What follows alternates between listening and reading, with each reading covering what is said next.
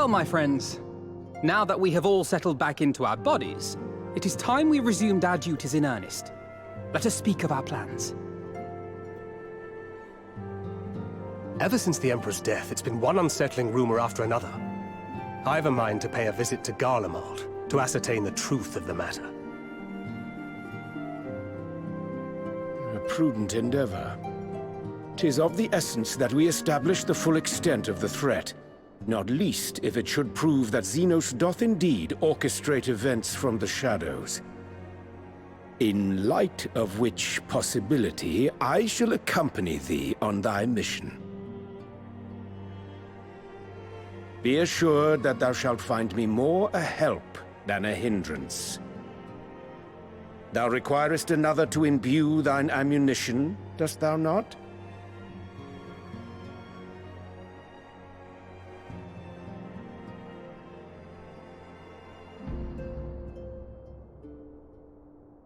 Assuming that's settled, there's something I've been meaning to look into as well.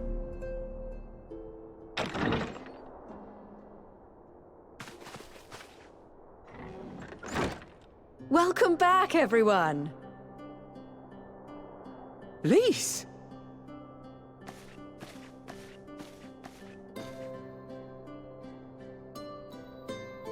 You're fine now, right? No more headaches or keeling over?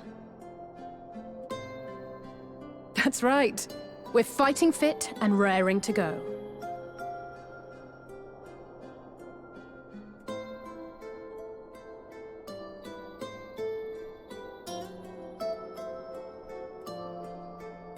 The famous Lise Hext, former Scion, and hero of the Alamegan resistance.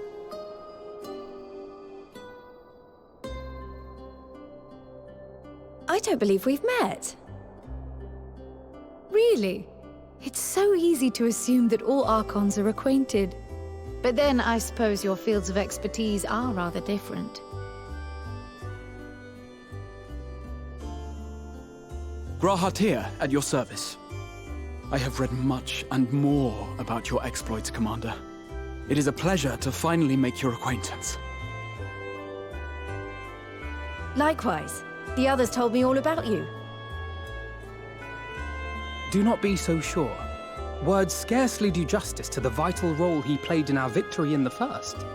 A more dependable comrade one would be hard-pressed to find.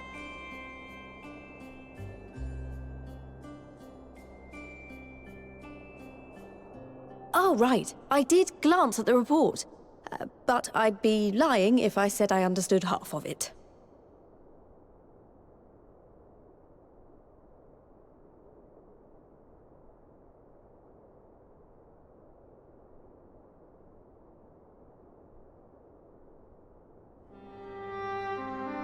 Well, that's a lot to take in.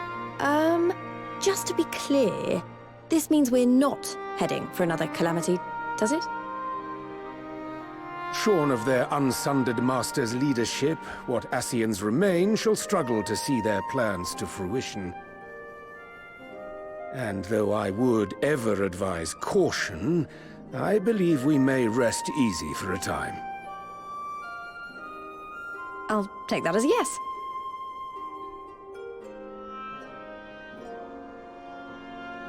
Even so, I don't know what to make of this business about Hydaelyn and Zodiac being primals. A difficult truth to bear, yes. But at last we understand the nature of our adversary. And if there are no further calamities, neither will there be rejoinings, meaning Zodiac will never regain his full strength.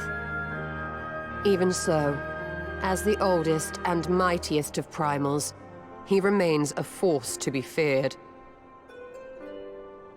Though his is a power born of the desire for salvation, we have seen the havoc it may wreak. And it falls to us to ensure that it is never again brought to bear upon this star.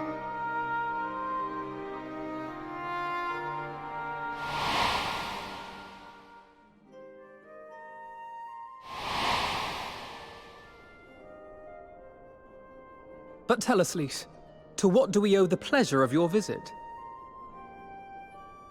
What do you mean? Isn't seeing my long-lost comrades reason enough? Alright, there was one other matter. I have a message from the Alliance, and before you ask, yes, it's about the Empire.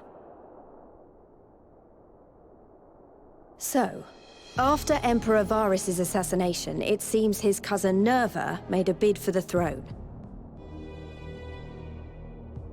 The trouble is, he wasn't the only one with designs on it, and it didn't take long for a civil war to break out. And it's not just in the provinces. Early reports say huge swathes of the Imperial capital have been reduced to rubble. The Alliance will soon convene in Alamigo to decide on a course of action, and we were hoping you'd come along. Well, as it happens, Urianger and I were just this moment planning a little trip to Garlemald. And we should be grateful for any advice the Alliance can provide on how best to make the most of our visit.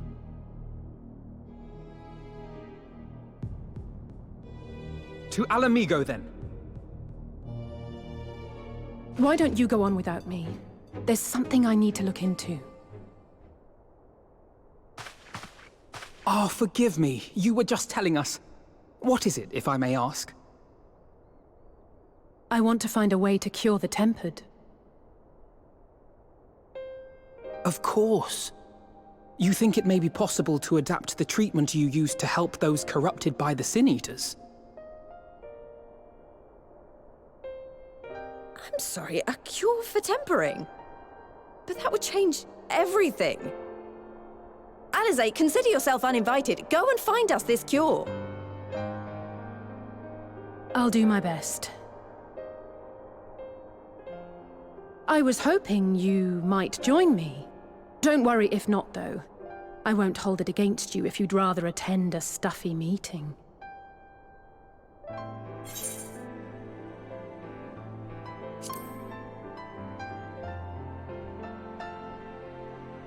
I knew you'd say yes. I'll come too. If you don't mind, that is.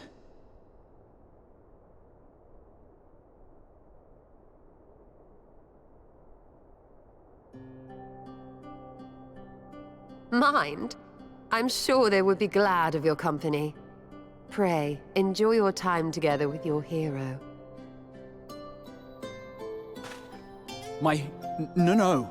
That's not... I mean, I simply thought my knowledge might be of some use.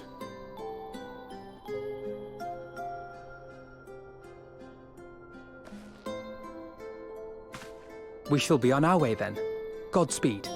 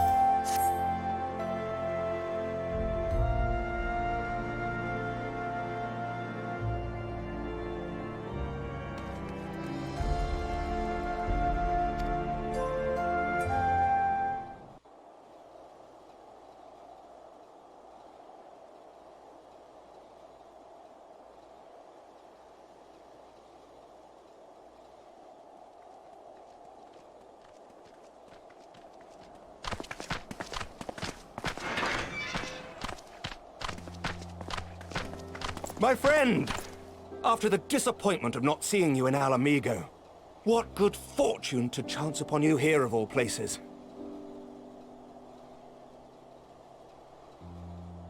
As you may have heard, the Allied nations are making a renewed effort to address the primal problem. To that end, have I invited the chieftain of the Vanu to Ishgard, that we might together plot a course.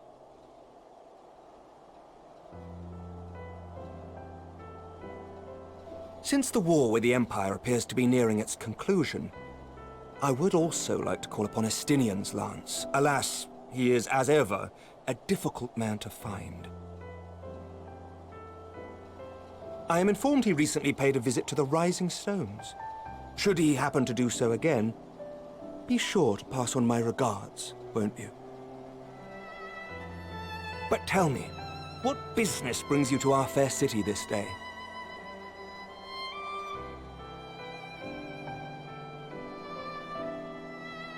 A cure for tempering. You never cease to amaze me. Until now, our only hope has been prevention, our every failure irrevocable. But this would rewrite the rules of engagement. It could end the cycle of bloodshed. Very well. You shall have all the ceruleum we can provide, and an airship with which to transport it.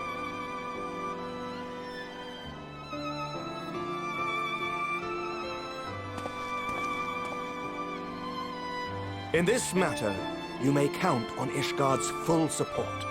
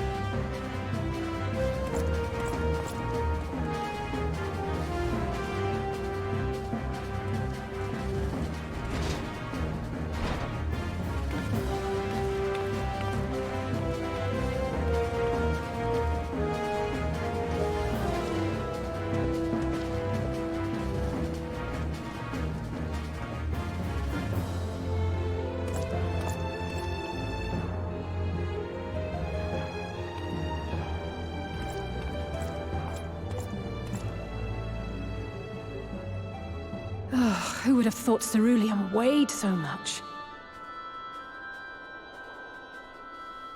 Serves me right for being stubborn, I suppose.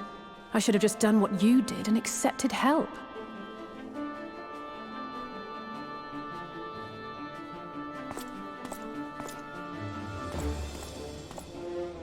Good work, you two. This is all we asked for and more. Quite a lot more, now that I look at it.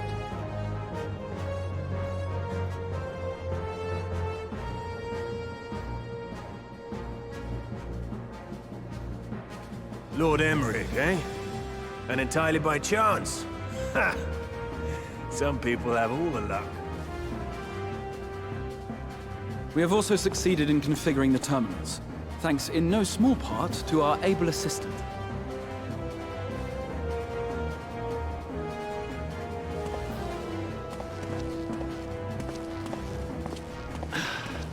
It's been a while, hero. You seem surprised to see me.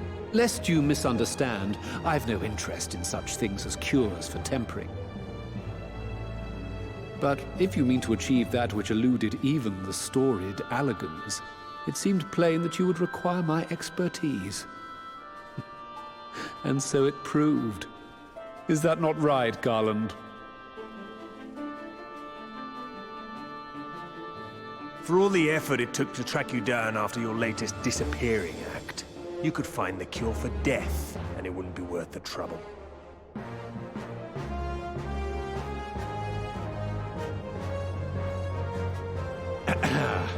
That wasn't the only reason I agreed to cooperate.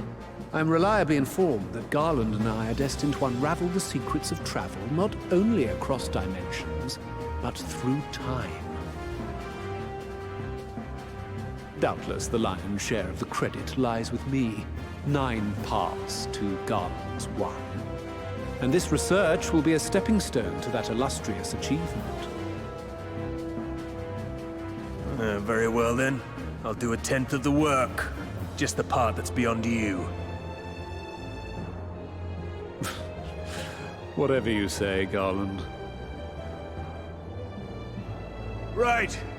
If everyone's ready, let's begin.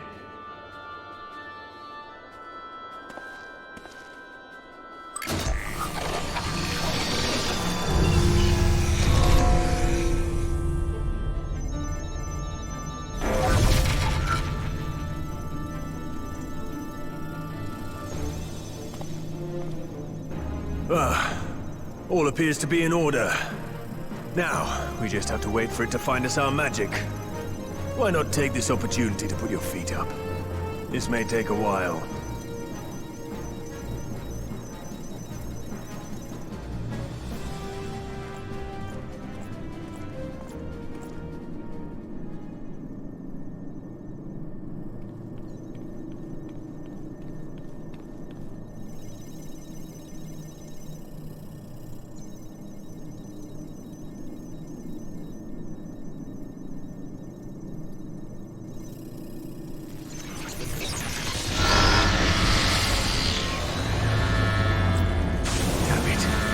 It's overloading.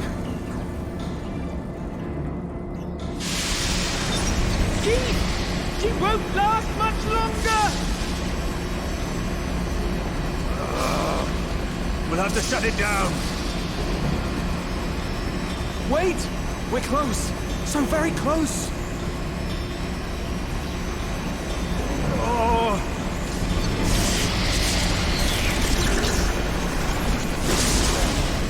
Well, this is going swimmingly. Please, a moment longer. I beg you. There!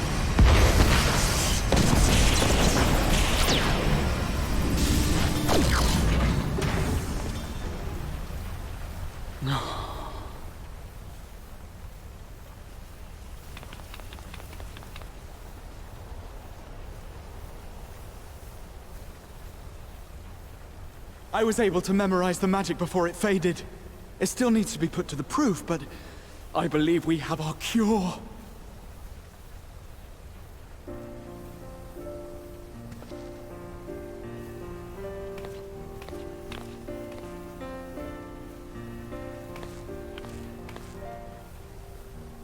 It's just as well. She'll never run again. The fault is mine. I'm sorry. Don't be. It may fall short of dimension hopping, but a cure for tempering is not to be sniffed at. This, my friend, is a world-changing discovery. One we're proud to have had a hand in. A few Magitech terminals are a pittance to pay.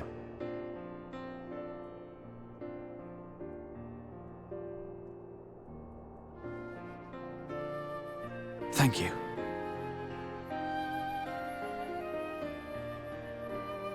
Well, we've done what we can. The rest is up to you.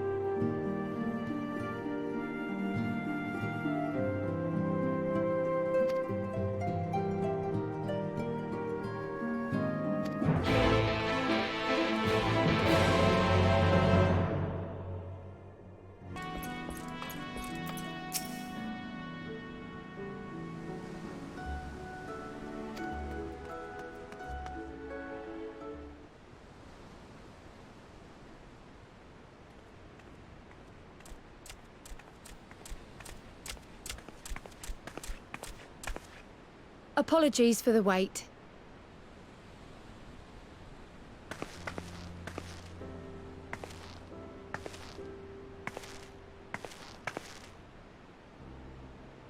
Gabu, have you been good?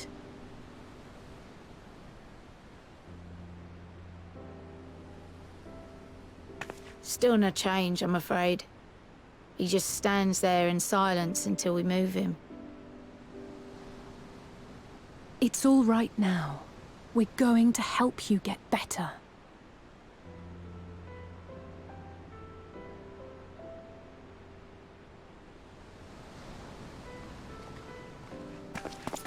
Fancy meeting you here. Alphino Y'shtola! I thought you were attending to primal matters. We were, and came here for a meeting on the subject. Certain pirate factions did not deign to attend, however, and it was cancelled. We had resigned ourselves to having wasted a journey when we chanced to espy you. Could it be that there has been progress with the treatment?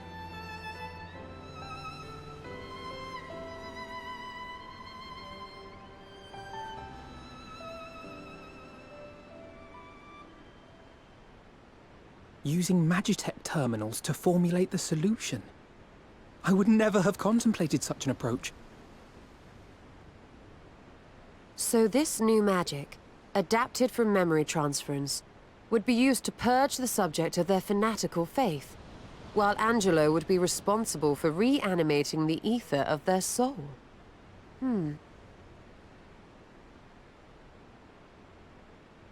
Yet I wonder at the practicalities. If one were to reanimate the soul first, it would only serve to exacerbate the tempering. Conversely, a stagnant soul would not respond to the effects of the magic. Would both need to be performed simultaneously? Nothing escapes Master Matoya's inquiring eye. As you say, both must be carried out simultaneously. And thus, I propose to imbue Angelo with the tempering treatment in much the same manner as I did the spirit vessels.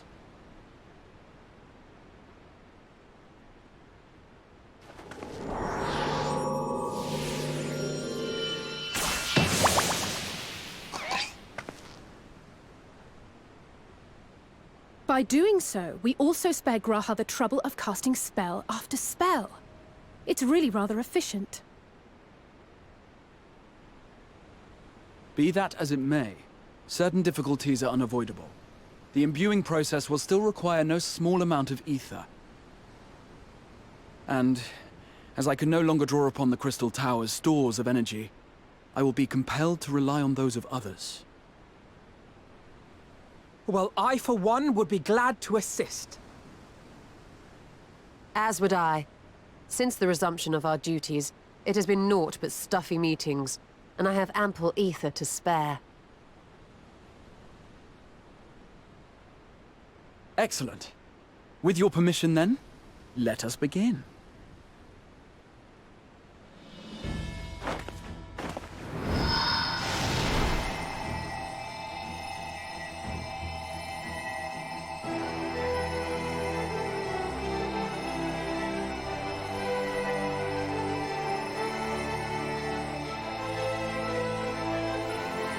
Yes, this will do.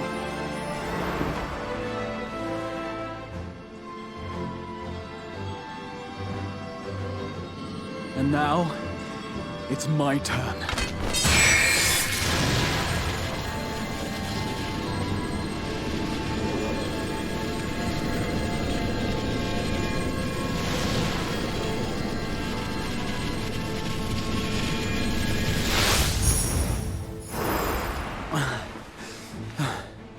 Tis done.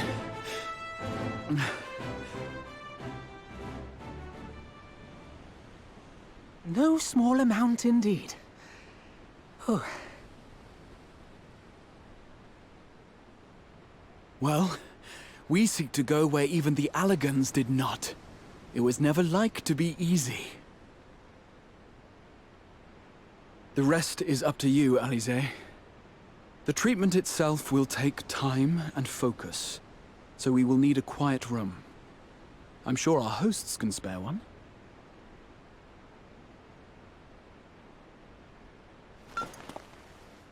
I will go with her. It may be a while before we return, so I would ask for your patience and your faith.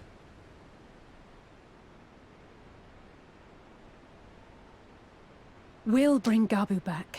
You see if we don't.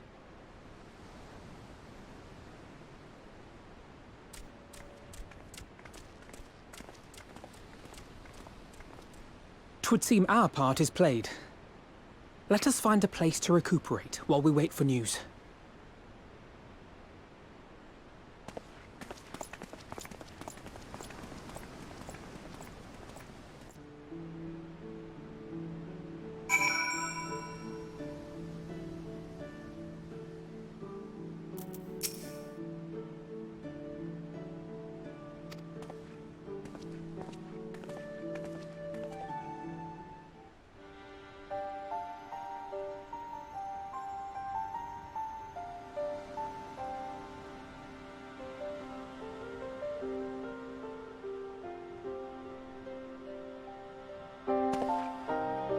For years, Eorzea has labored to find a solution to the primal problem, without success. Any hope that tempering could be reversed faded long ago. I myself had given it up as impossible. Given up on the tempered and the light-corrupted alike. They were problems to be tolerated, or else eliminated, I believed. And to think otherwise was pure naivety. Childishness, even. But Alisaie refused to give up. She struggled and she struggled. And her efforts were rewarded with a way to bring back Halric. And now countless others may no longer be beyond salvation. However much we bicker, I have the greatest respect for my sister. Had I half her stubbornness, nay, her unwillingness to accept the status quo, I would be a far better person. A far better Scion.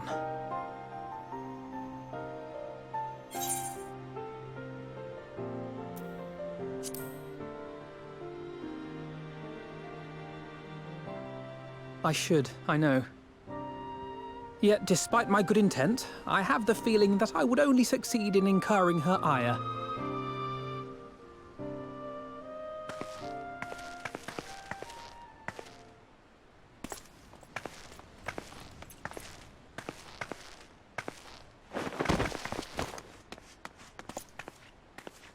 Alisaie, are you all right? The treatment. Did it work?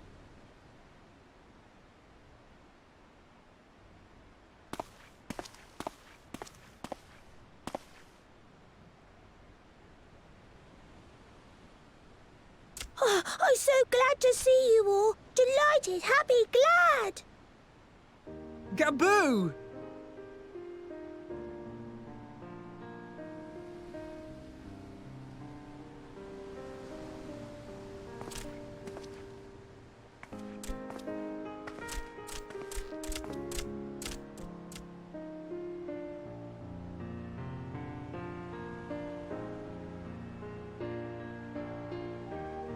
All this time, my mind was filled with thoughts of Great Father Titan. But I never forgot about Mother and Father. Always, they were in my heart. Constantly, ever, always. So I tried to focus on their faces. Theirs and yours. Alisaie's and everyone's. And I found that I could remember. One thing, then another, and another.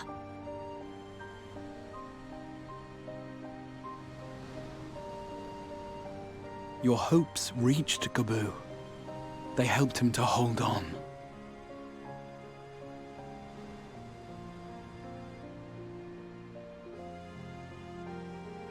I'm so proud of you, Gabu. I couldn't have done it without you, Alisaie. Can you help the others too? Cure them, heal them, help them? Yes, we can. All of them.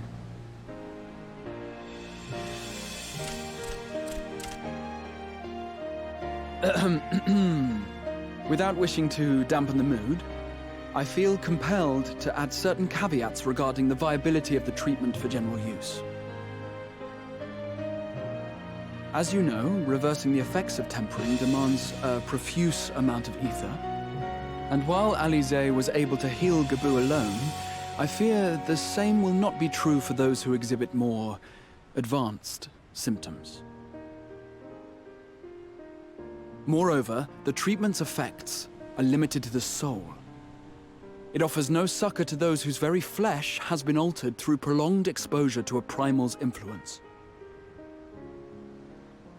All of which is to say that we cannot save everyone. Maybe we can't, or maybe we can. No one gave us a hope of saving Gabu, and yet here we are. We must find a way to treat as many as possible.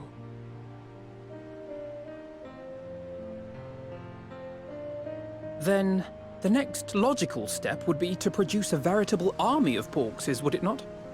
Granted, it seemed a simple enough process in the first, but I suspect it will be different here in the source. Not that I am any authority, of course. Yet there is an authority on familiars to whom we may grudgingly turn. She's stubborn, haughty, eccentric, irascible, laconic, annoying. And her name is Master Matoya, the real one.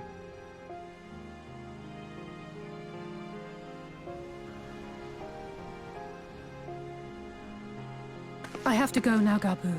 But the people here will look after you, all right? And I promise to come and visit you again soon.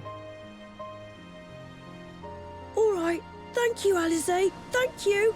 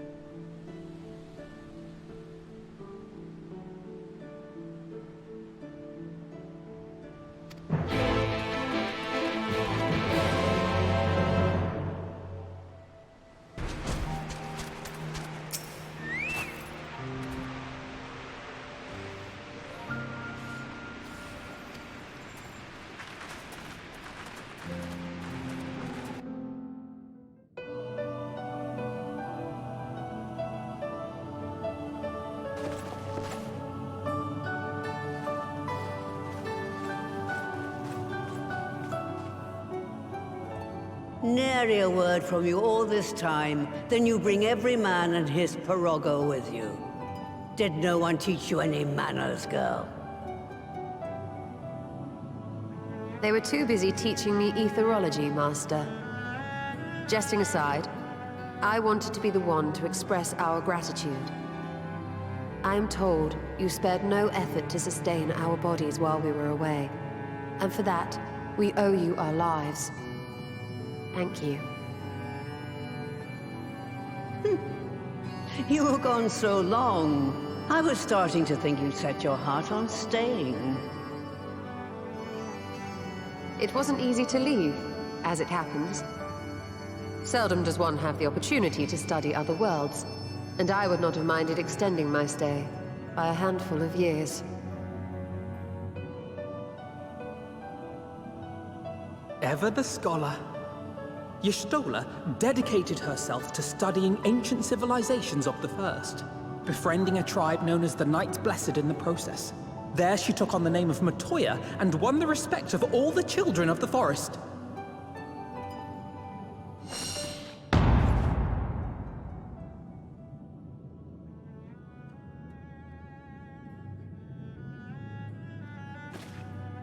I merely adopted an alias in accordance with the custom of my hosts. Yours just happened to be the first name that came to mind. You mean to tell me you went gallivanting about using my name and only bother to visit when you need a favor? And don't pretend you don't. I taught you long enough.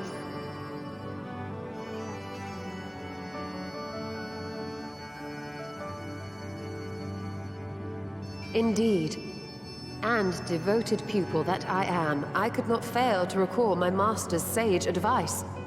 When the answer eludes you, look to the wisdom of your elders.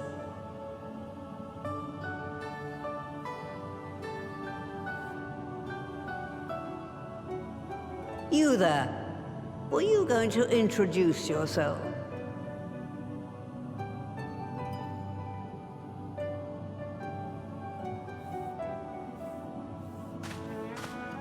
How remiss of me.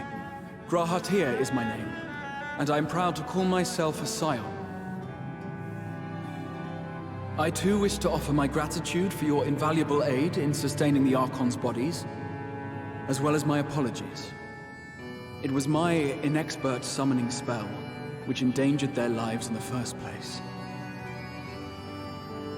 Ah, yes. The one bent on digging up the mysteries of Allag. Old Galaf used to speak of you, and Kryles told me all about your recent exploits. Do you have a bad back or something? At ease, boy. Whatever mess you've made, I'm not in the habit of dwelling on the failings of the younger generation. You are too kind. I've also heard much and more about you, Master Matoya. 'Tis an honor to finally make your acquaintance. Well, that's more than enough pleasantries for anyone. Tell me what you want. I haven't got all day.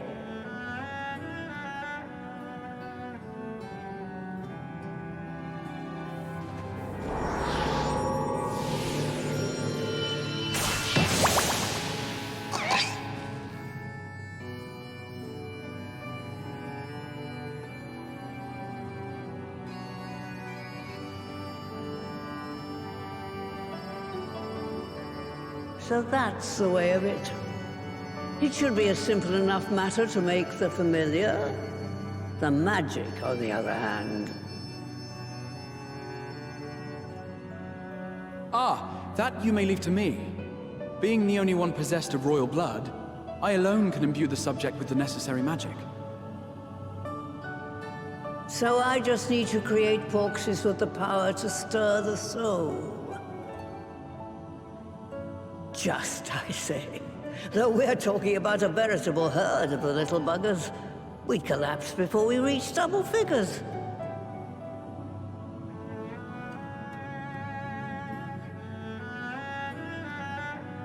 But if I could get a familiar to create the familiars, a mother proxy, as it were.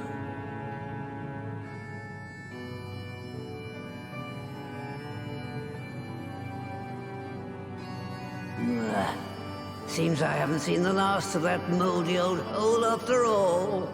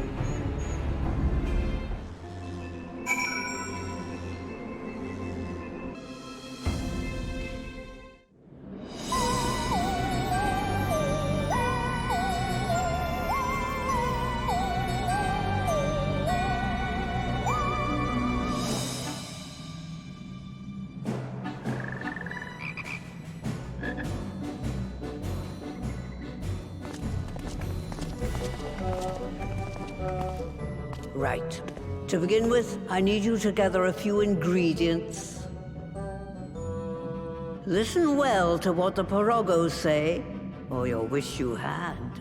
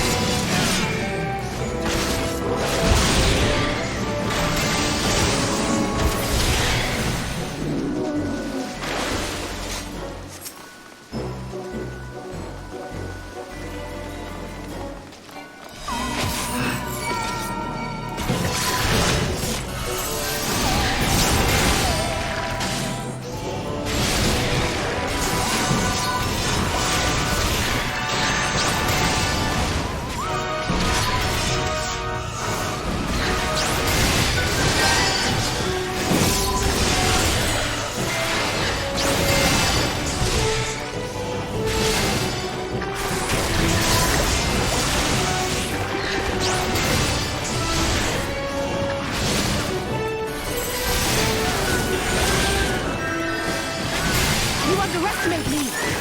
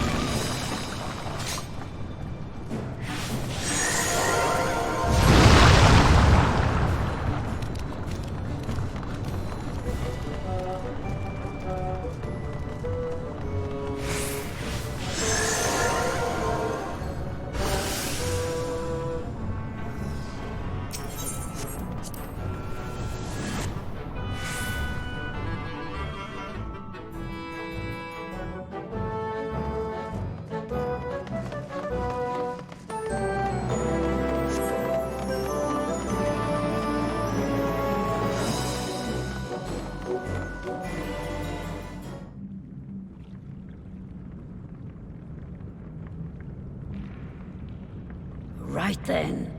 Let's get this over with.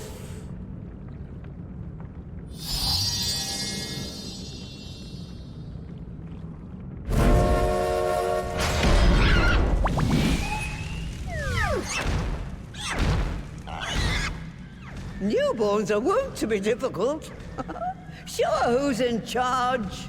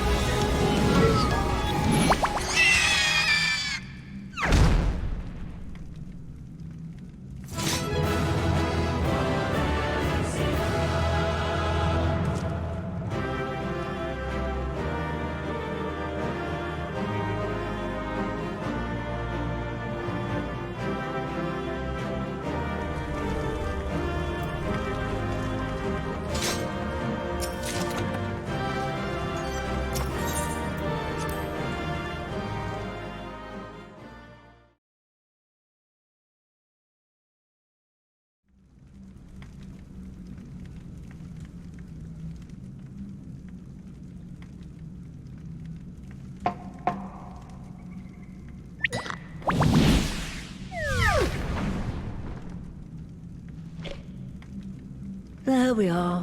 Quite tame. Then all that remains is for me to imbue her with the magic. My friends, I'm afraid I must trouble you for your ether once more.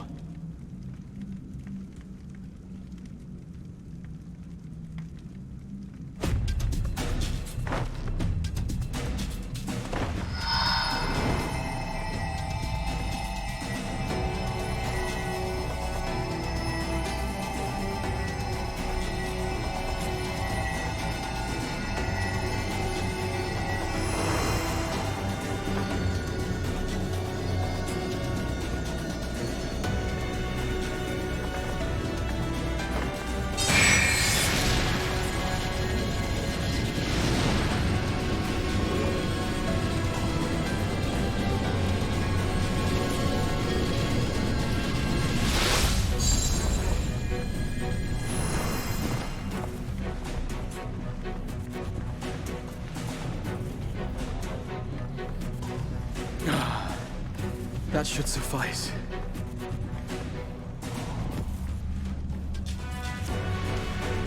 Good. Let's set her to work then, shall we? I want to see some porkses. Assuming, that is, someone can spare the requisite energy.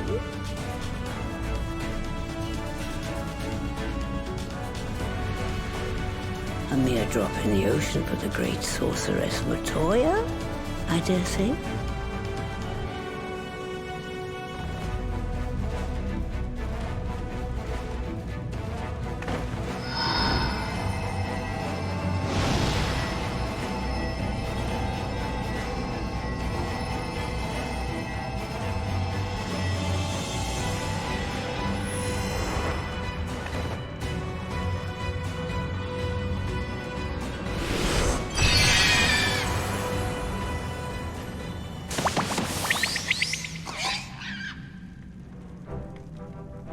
Excellent. Our very own litter of Angelos. And we can make as many more as we want, simply by providing the Mother Porksy with additional ether. I will require a moment before I try again. It's still hard work, but a damn sight more efficient than making them one by one. Thank you, Master Matoya. Everyone, we're a step closer to our goal. Distributed amongst the allied nations, they should do much to facilitate closer dialogue with the beast tribes. And given their present travails, I believe our friends in Limsa Laminsa should be the first beneficiaries. Agreed. Though I must leave this errand to you. I doubt my legs will carry me out of the cave, much less to Vylbrand. Thank you for taking the lead in gathering the ingredients. I expect you would benefit from a rest too.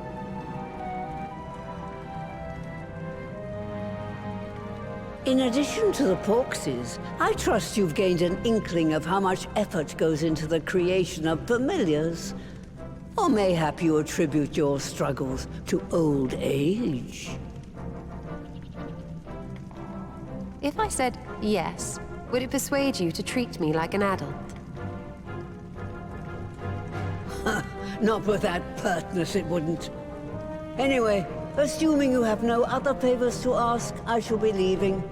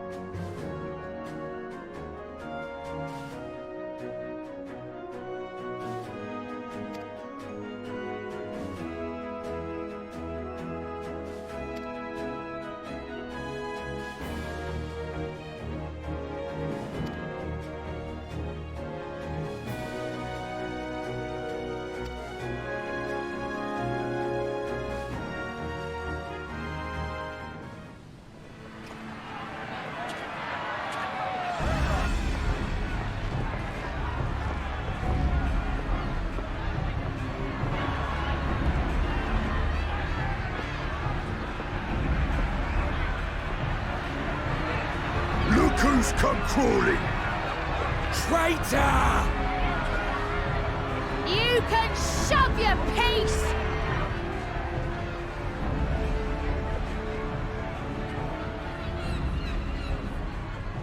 Welcome aboard, Admiral. I'll wager you don't remember me. Sicard, acting captain of the bloody executioners, at your service. 'Twas kind of you to invite us. Now, if Captain Hillfear has a message for me, I bid you speak it.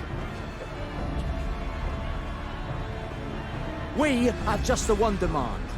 That you forget this bilge about making peace with the beastmen. Ours is a nation of pirates. Always has been, always will be. Deny us our right to plunder, and you deny who we are. Too bloody right! Pirates till we die! What we want, we take!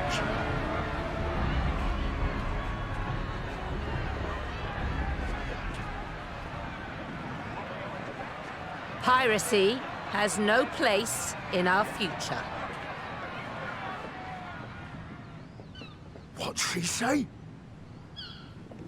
Pirates have no place. Our nation has prospered through piracy, 'tis true. Yet it is but one part of our long and storied history. Centuries ago, our ancestors led a failed rebellion and were driven from their homes with little more than the shirts on their backs.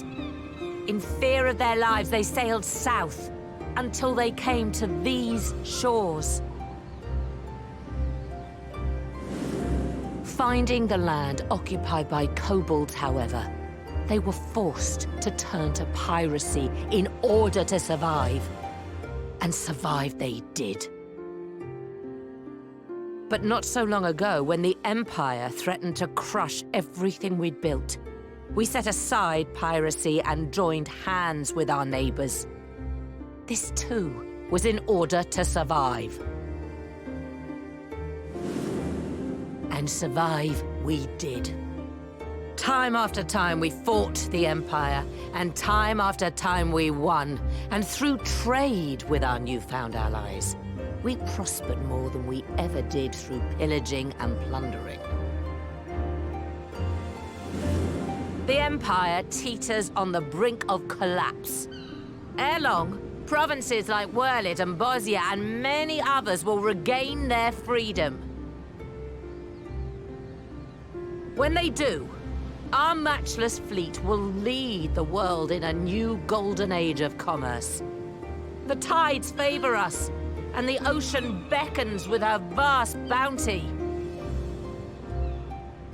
But if we cling to the old ways, this great ship we call Limsa will trade the boundless seas for a lagoon. Shall we scorn the world's wealth for a plundered pittance then? Or shall we embrace change and thrive, like our ancestors before us? The choice is yours. But if we are to prosper in the coming age, the whole of Vylbrand must become our ship, and a kobold and Sahagin our crewmates.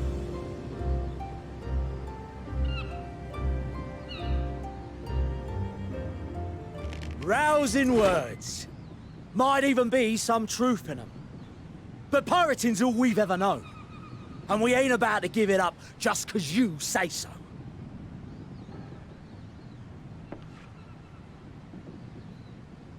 Still, we're all Aminsons here and no one wants a war.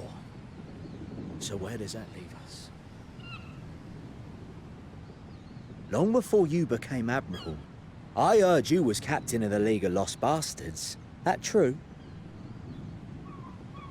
If so, you'd know how we pirates settle our differences.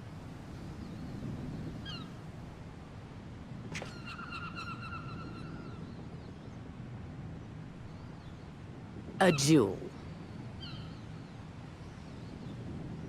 Very well. As Admiral of Limsa Laminsa, I accept your challenge.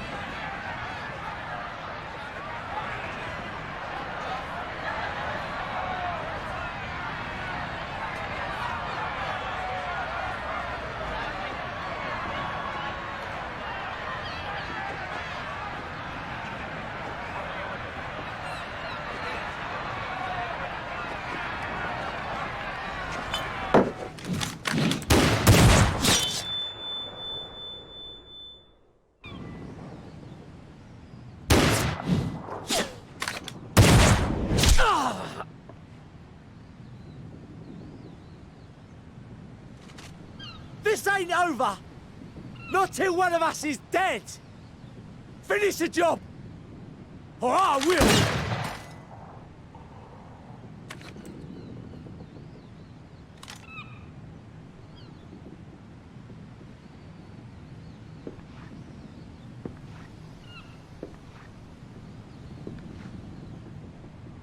It's the captain! Captain Elfir! Ye fool! 'Twas over afore it began. Captain! Seems the whelps have been yapping while their master was abed.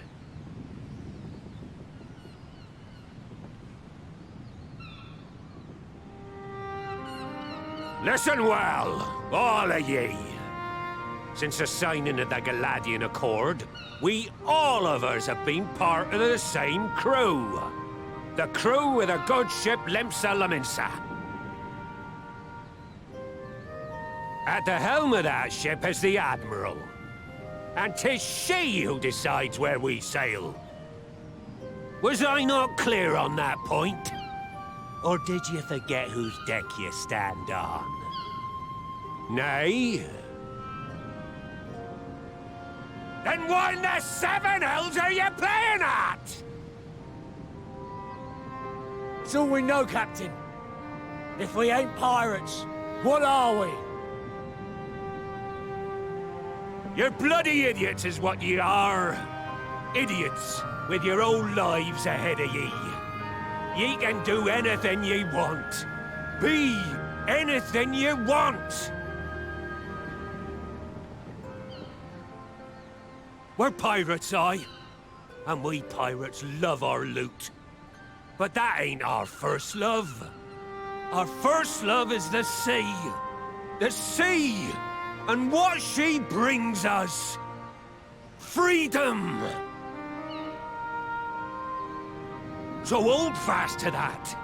Let the brine-crusted husk that stands before you now be the last of them as knew naught save out of steel. And make of yourselves a new breed of pirate!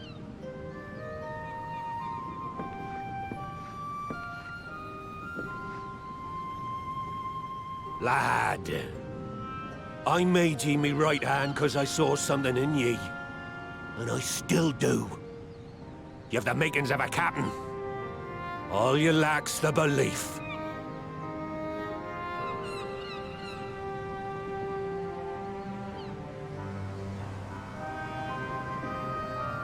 Well now, it seems we're of one mind after all. Apologies for the misunderstanding, Admiral.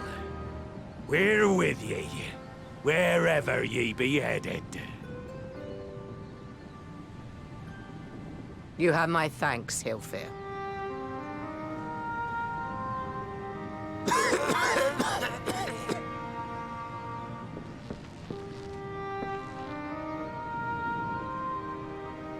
Your choice of dueling pistol did not escape my notice. Good old Annihilator. Ender of many a proud pirate's voyage.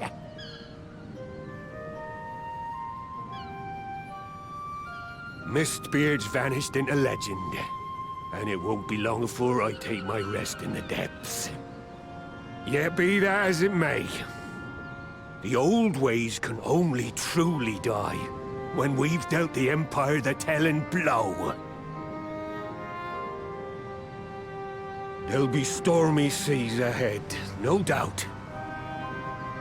But I'm trusting ye to steer us through to the other side.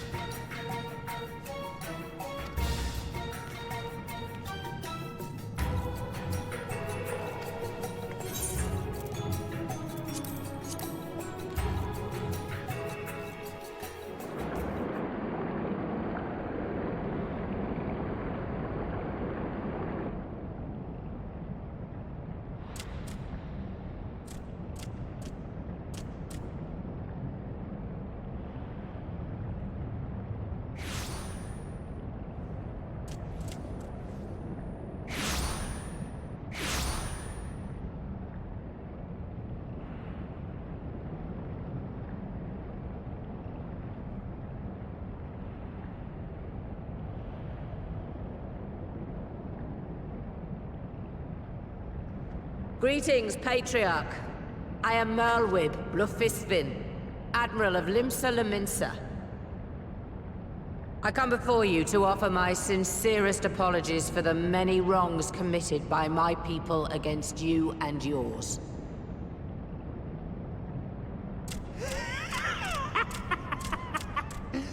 You were foolish to come here. Stupid, unwise, foolish. The Great Father shall have your souls for your folly.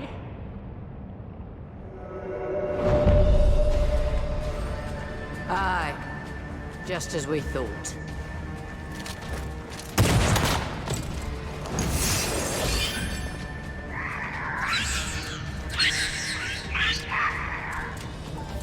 Now, Alisaie! Quickly! You don't need to tell me! Let none pass. We must grant her as much time as we can.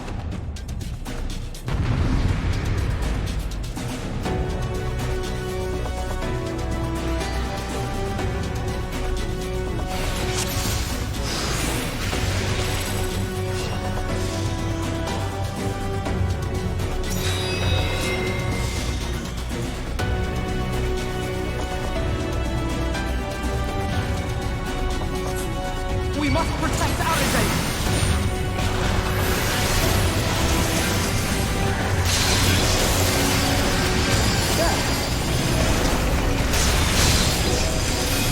You're in my sights.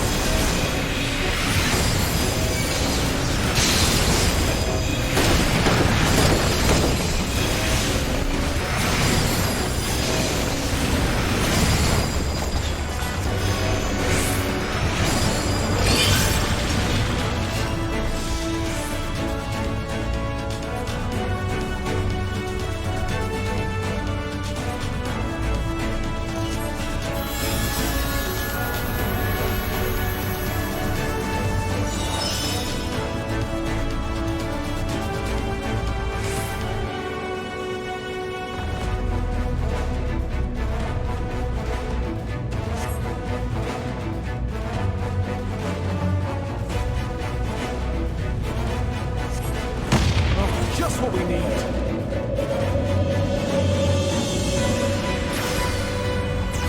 You're not alone.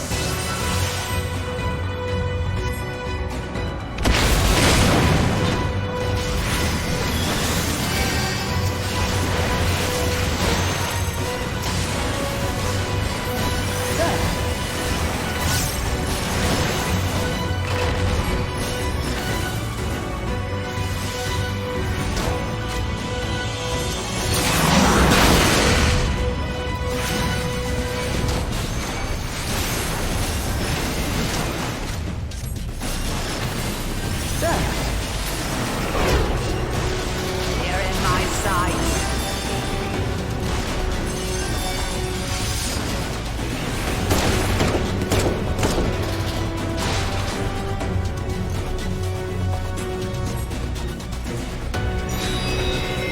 Here you are, Alisaie.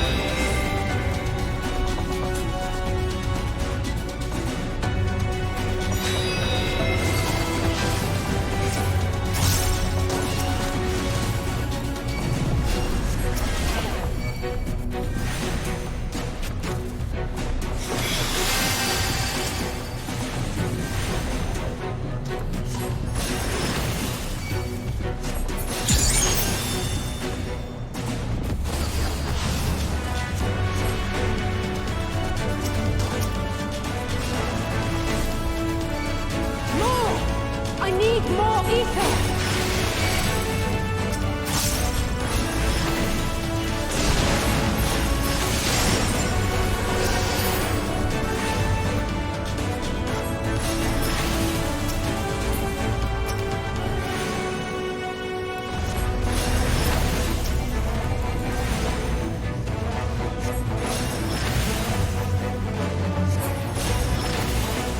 Just a little more!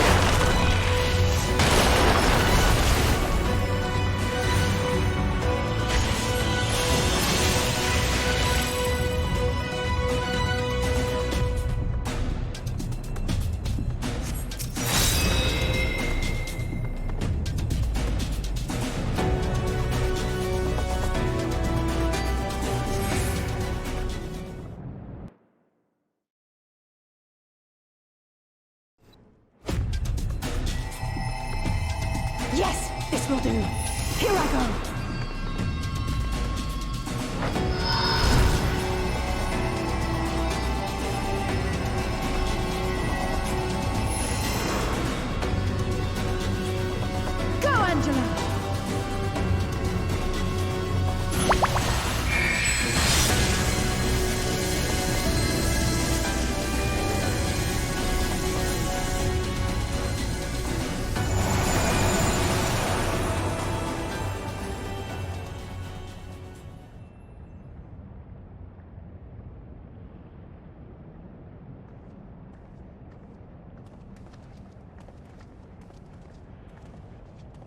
Did it work?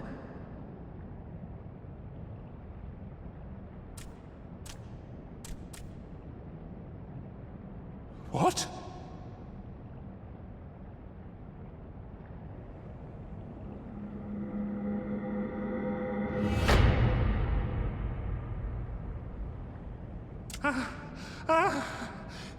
What is the meaning of this? I'm sorry, but they died by your hand. You sacrificed them to summon Titan.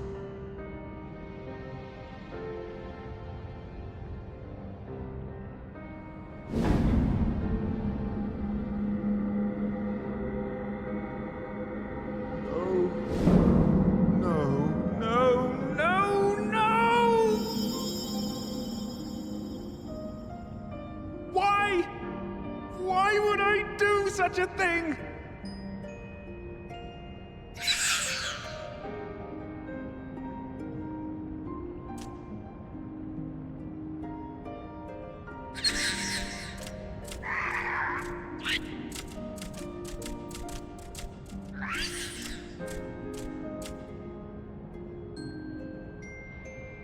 Would that there were a cure for the victims of the Tempered.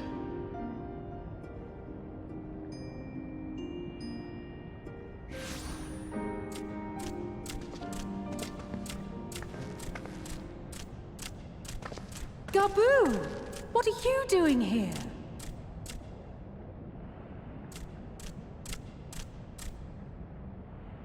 Patriarch, please listen to me.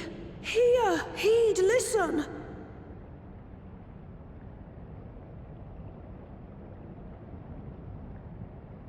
The Great Father we have been summoning is false. He only hurts us and those we love.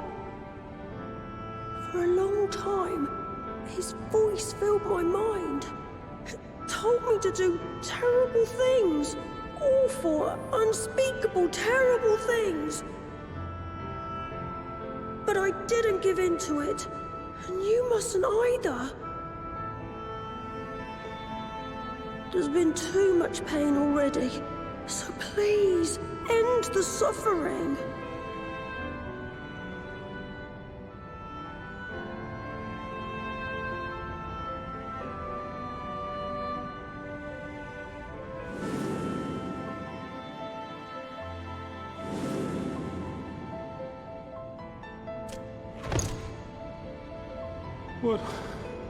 What have I done?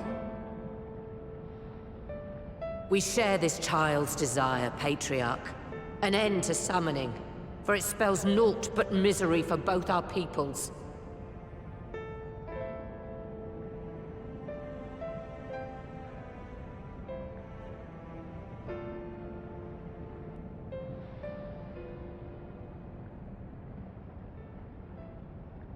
For many long years, man and kobold have feuded over territory, pillaging and perishing for the earth beneath our feet. It may be said that we fought to survive, but what we have sown in blood, we have reaped in suffering, and it cannot go on. I would see us set aside the past and work together for peace.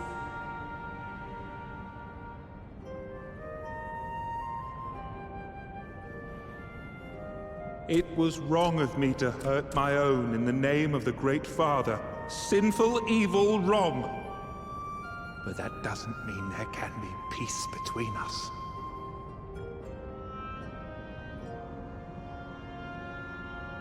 Men cannot be trusted. The bounty of the land was to be ours, and yours the bounty of the sea. But you broke the pact! Violated, breached, broke! Unready as we were! What choice had we but to call upon the Divine to rid ourselves of your tyranny? None. And I do not blame you for it. In violation of the spirit, if not the letter, of the pact, we took your lands for our own. The fault lies wholly with us. On behalf of all Laminsons, I offer you my humblest apology. I pray you'll find it in your heart to accept it.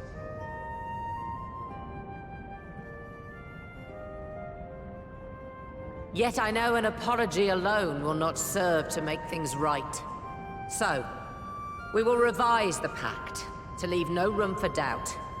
And any who violate it shall face justice, swift and certain. No, we won't be fooled. Not again. Please, hear me to the end. Fleeting though it was, there was a time when man and kobold abided together in harmony, in cooperation.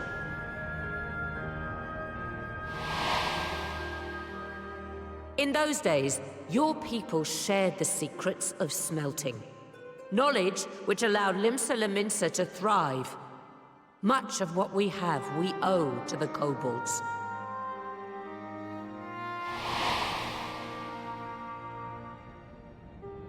And so, for the good of all who dwell on this isle, I wish to make you an offer. We will bear your people's wares to every corner of the world, and trade them in your stead. In return, we will bring you the bounty, not only of the sea, but lands both near and far. Whatever you desire, the Navigator as my witness, you shall have it. There will be no more man and beastman, just the crew of the great ship that is Vylbrand. And together, we will share in the wealth of the world, if you'll only accept our hand in friendship.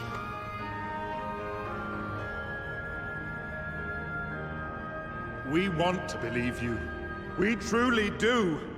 But we believed you before and you betrayed us. Fooled, deceived, betrayed us! There are bad men, it's true. But there are also good ones. And the ones before you are the best of them. They were always kind to me. Caring, nice, kind, and I trust them with my life.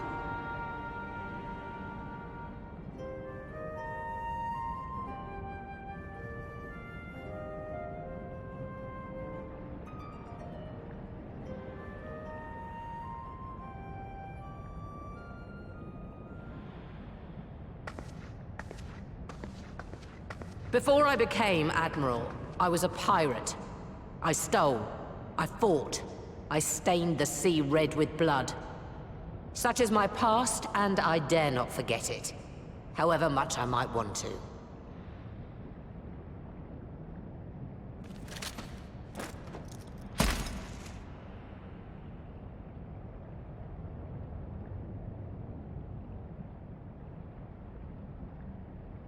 That is death penalty. The pistol I used to pass judgment on my own sire when he fell thrall to Leviathan and betrayed his comrades. It's loaded. If you were to point it at my head and pull the trigger, I would most assuredly die.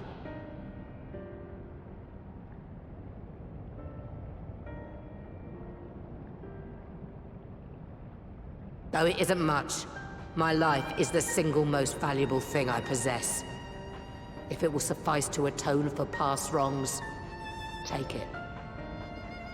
A single bullet to annul the old pact, and my blood to write it anew.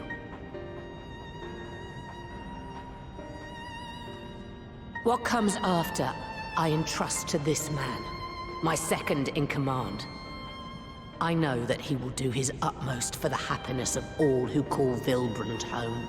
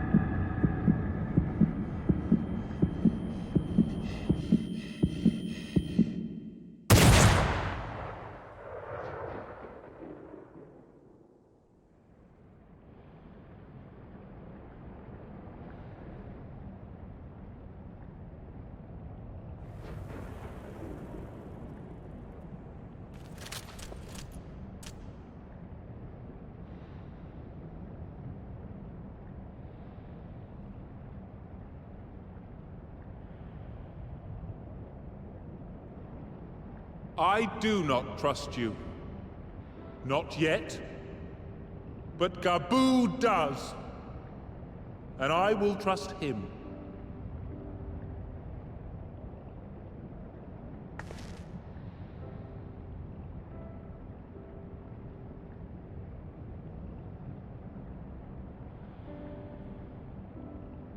We want you to know that we respect your faith.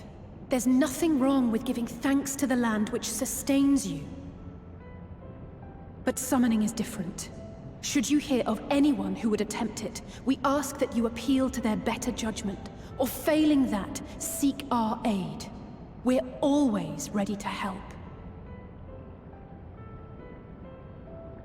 Many and more of my brethren are yet enthralled to the Great Father, just as I was.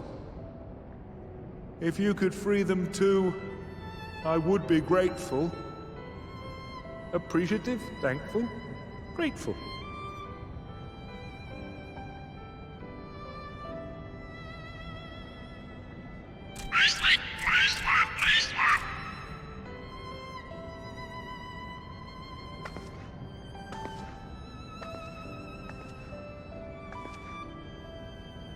Tis we who should be grateful, Patriarch.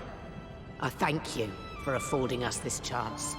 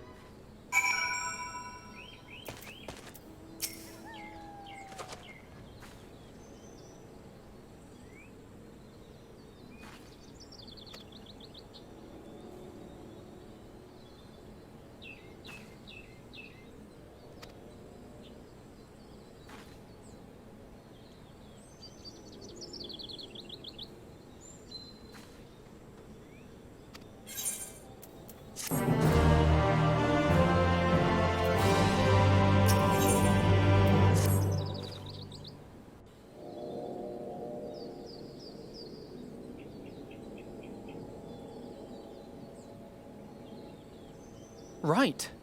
Let's return to the Rising Stones.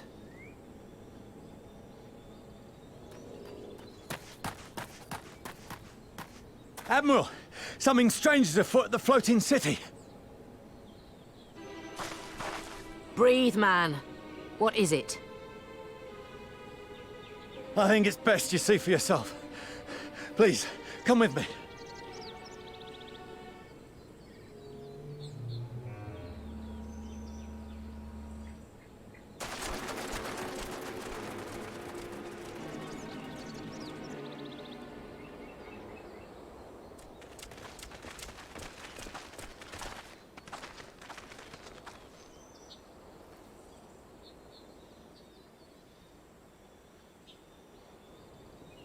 What in the world is that?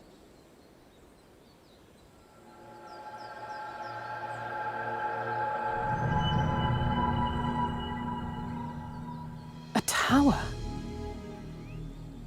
You can see it too, then? I feared I was losing my wits. One moment I was patrolling as usual, and the next it was just there.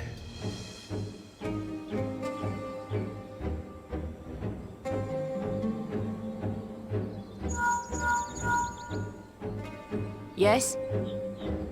This is she. I am. I'm looking at it.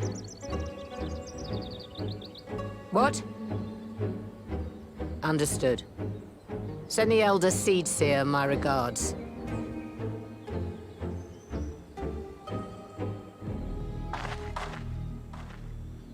The communications officer. It seems this isn't the only tower. They've sprung up all across Eorzea.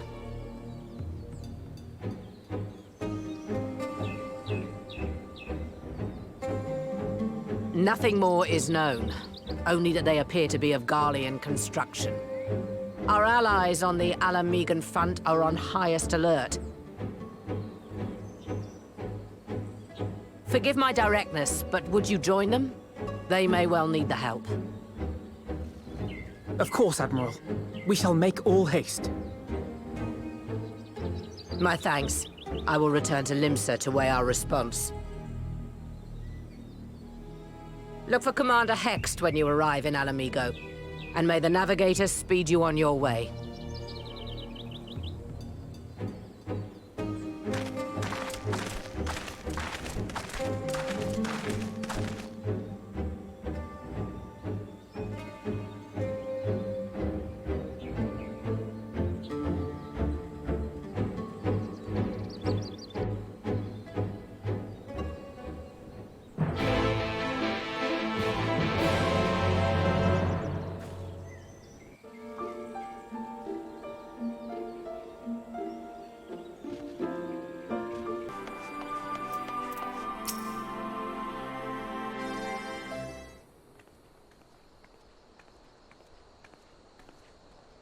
Thank you for coming so soon.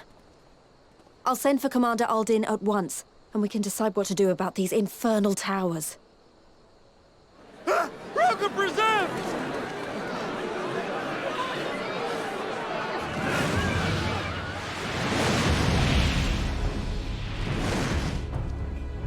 It can't be.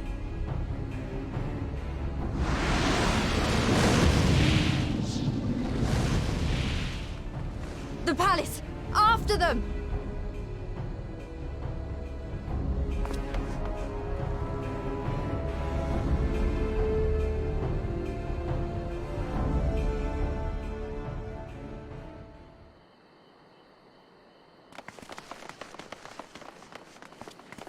You're here. Good.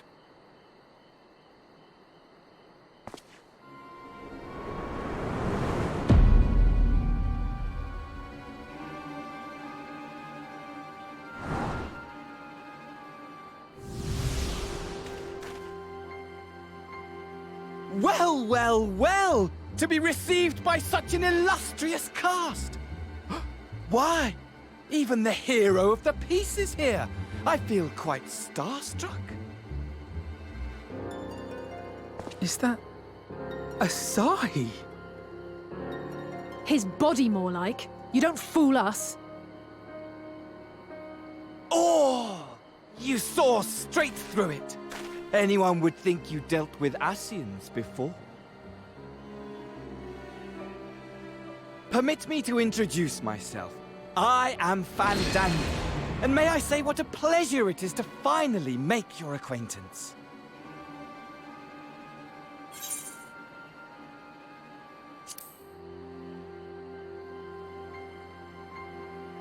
My, straight to business, is it?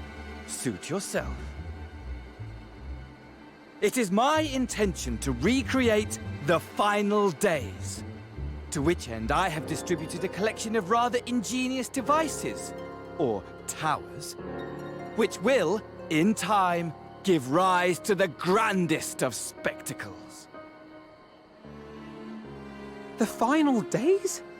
But it was the Ascians who labored to prevent them. You're quite right! Though I would expect no less from one responsible for eliminating my unsundered colleagues. Honestly, the three of them were obsessed with restoring the one true world. As a sovereign individual, however, I never had much interest in such things. I mean, why bother when you're just another sundered minion? Admittedly, Elidibus was not convinced by that argument, but thanks to you, I'm finally free of his incessant nagging. Free to use my powers as I see fit, to fulfill my heart's desire.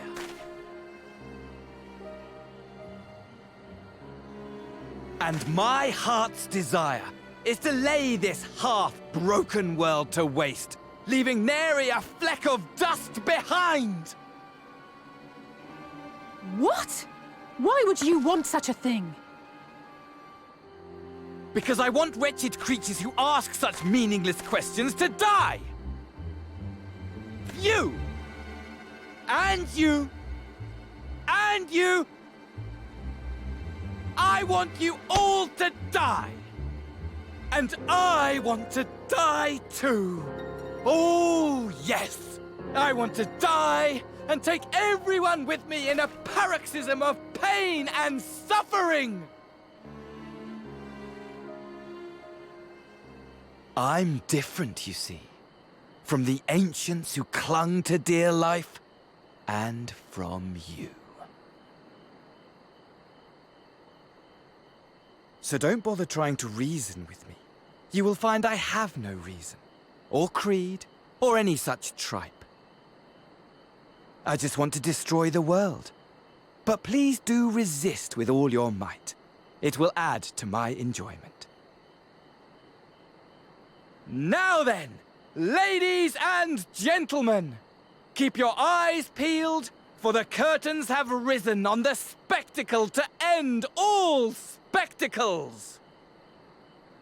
We, the Telophoroi, shall be your performers, and this very star our stage.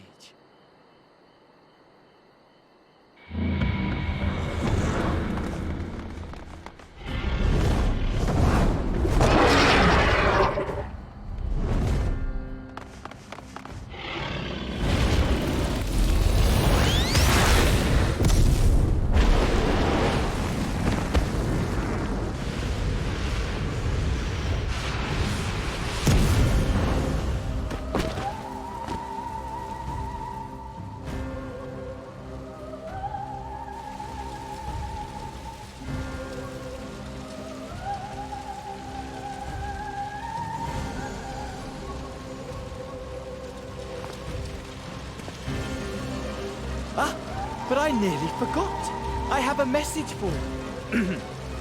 My esteemed patron, Lord Xenos, eagerly awaits you at the heart of the chaos.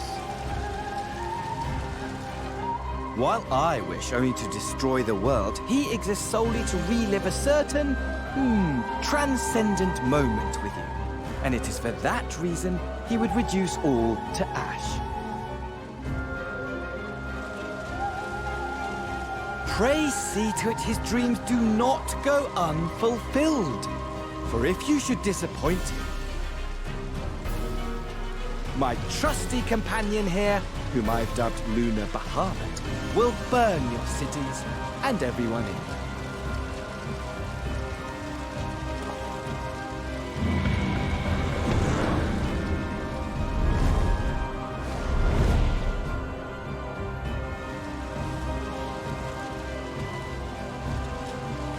Everyone out! My men will tend to the blaze.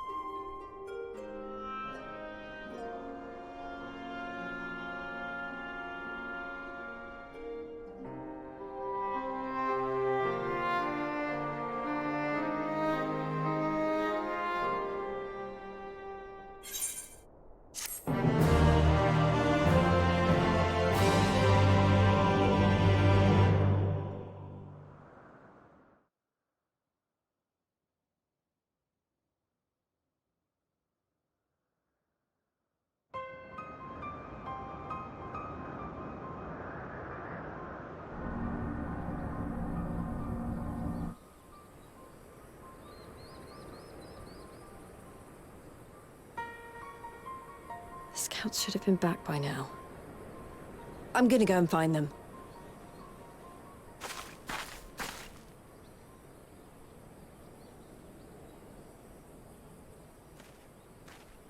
Oh, thank goodness for that.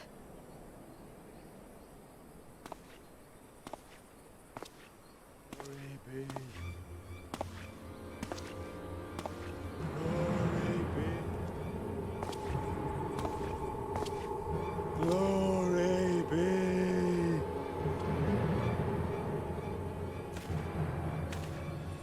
Glory be to Garlemald!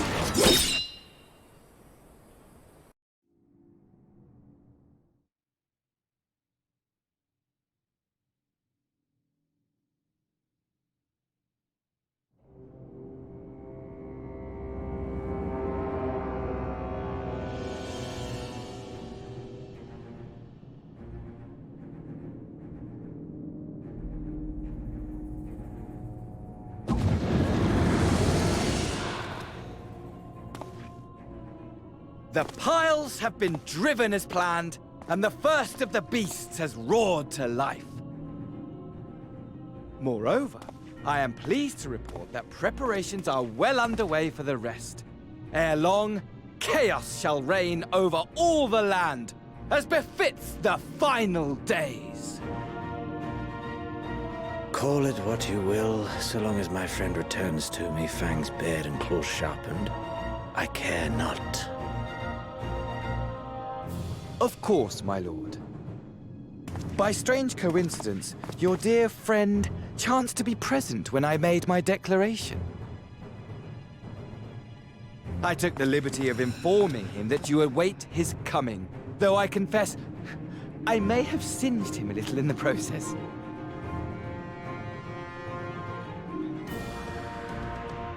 And why do you tell me this? Are you in such a hurry to die? Ah, my apologies.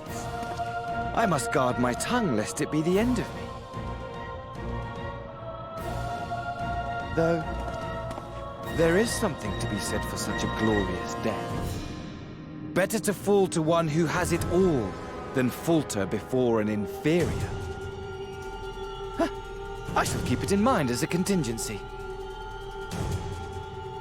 For now, however, I shall proceed with the plan. My lord.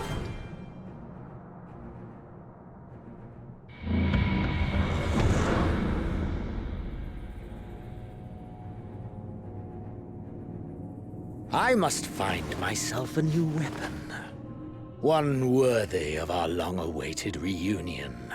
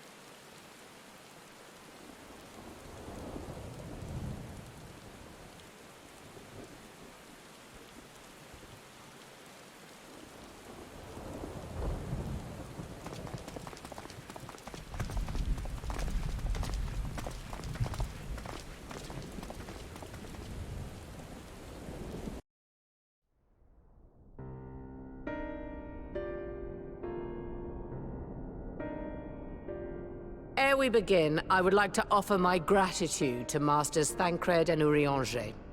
'Tis no small feat to infiltrate the Imperial capital and live to tell the tale, much less in times of civil war. Thanks to them, we may plot our course in full knowledge of how the winds blow in Garlemald.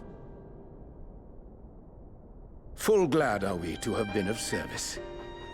But verily, such dangers as we did encounter pale into insignificance next to those faced by our comrades. An Ascian, armed with the might of Bahamut, bent on bringing about the final days. Theatrics. He sought only to make a show of the power at the Telophoroid's disposal. But since then we have seen no sign of this Fandaniel or his worm. And while we've done what we can to bolster our defenses, there's no telling where he might strike next. Whenever and wherever it may be, we must use the intervening time to learn more of our enemy. 'Twas with this in mind that we dispatched scouts to investigate the towers.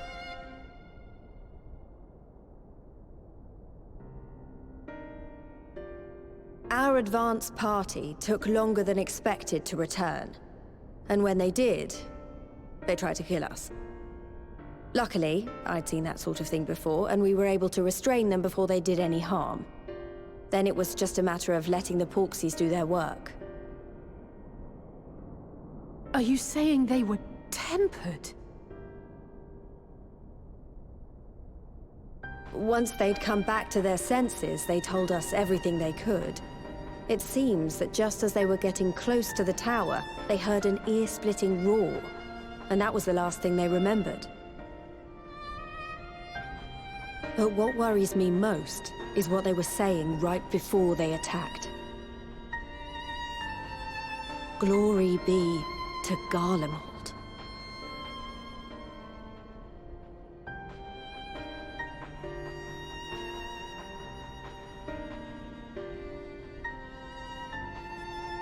The Tempered have heretofore ever been thralls to primal entities. Yet these hapless souls were compelled to accept a nation as the object of their devotion. This calleth into question all that we know of the condition. Would that the unsettling news ended there. Alas, there is more. Following the earlier reports of missing Amalja, we have learnt that other beast tribes have suffered similar losses. And we now have reason to believe that the abductions are connected to the appearance of the towers.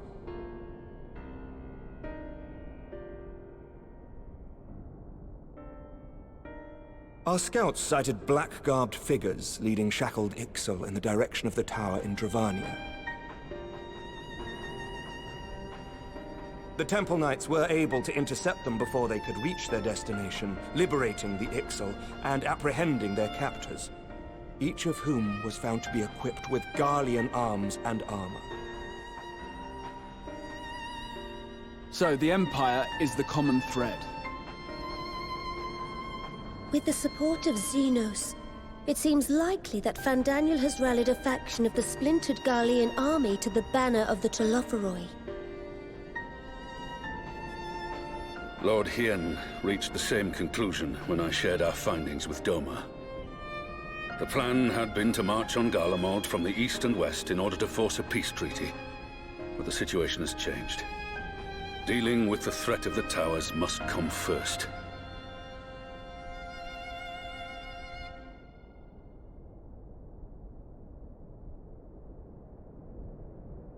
Given the nature of the enemy and the proven risk of tempering, I could think of few suitable candidates to aid in this task.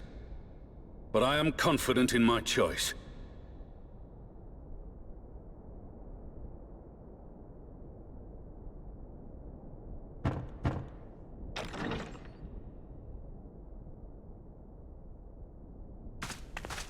What?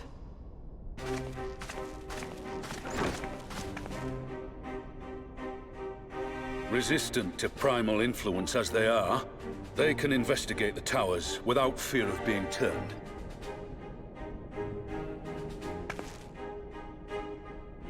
We are glad to put our gifts to use, Commander.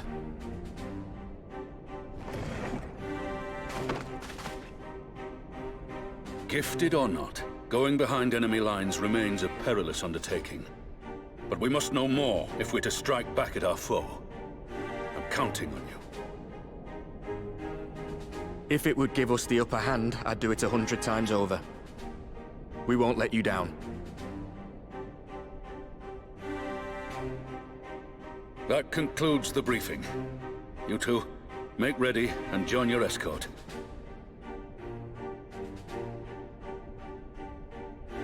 Are you certain about this, Arenvold?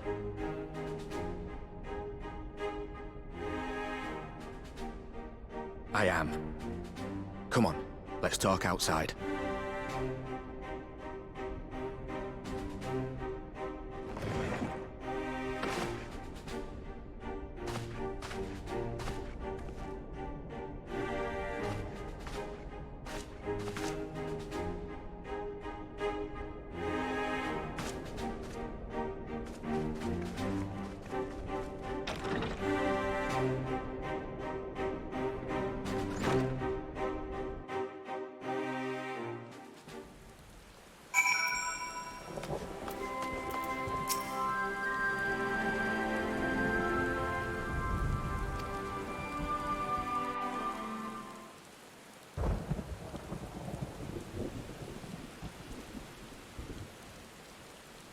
So you know, I've already gone through all the formalities at the Rising Stones. Made sure to inform Jamoldra and Vmar at Ralga's Reach as well.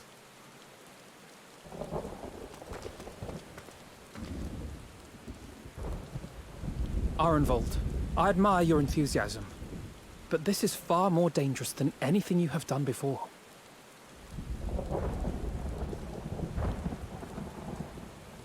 I know the risks. And I also know what's in store if we don't stop Fandaniel from carrying out his plan. With this power of mine, I can make a difference. If I stood idly by, I would regret it for the rest of my life.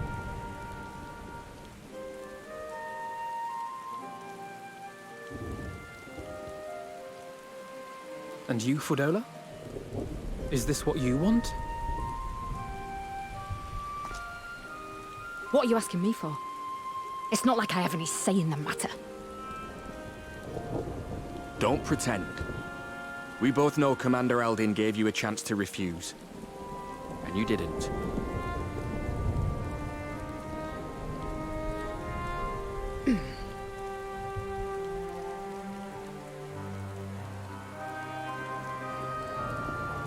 So the Empire's finished, is it? Well, that's what they're all saying. That the great and glorious Garlemald slit its own throat. And now, from out of its twitching carcass crawls the Telophoroi with bloody Xenos at its head! I fought for Garlemald. Killed for Garlemald. What was I a part of? I need to know. Whatever it is, I need to know.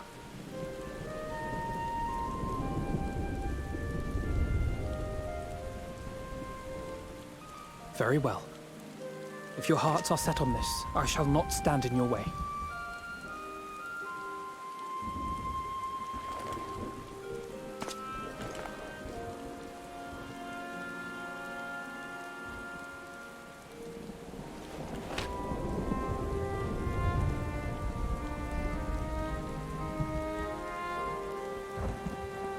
If you've finished with your touching display of camaraderie, I have a question. Which tower are you planning to investigate, exactly? Well, the one in Girabani is said to be tightly guarded. It's patrol after patrol out there, apparently. We'd be spotted before we got anywhere near it. Which is why we've set our sights on the one in Pagalthan instead. There shouldn't be anything like as many Imperials to worry about down there. Even so, I doubt the local Amalja will look kindly on it if they catch you sneaking around in their territory. Fordola and I had a chance to learn the lie of the land in our previous forays there. We might still find trouble, but at least we won't lose our way.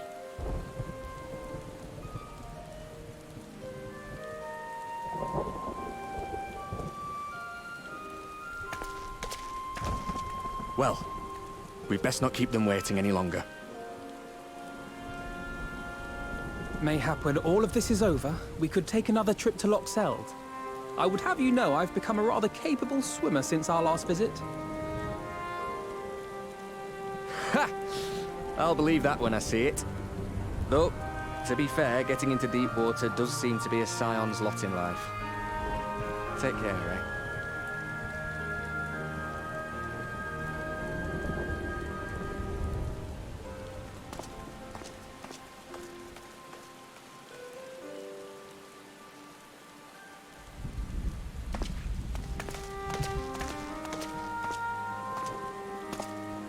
It means a lot, you know. You coming with me. I'll still owe you for saving my skin, don't I? Can't return the favour if I'm not there. I dare say you'll get your chance before long. That Fandaniel sounds like a tricky customer. Too much for the likes of me, anyway.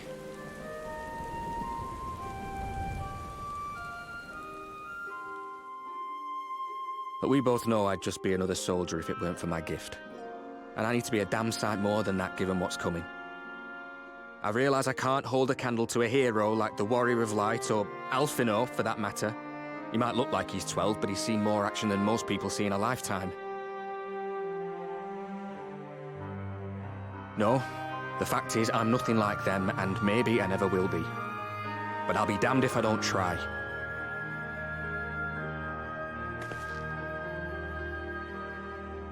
They're counting on me. On us. So let's give it our all.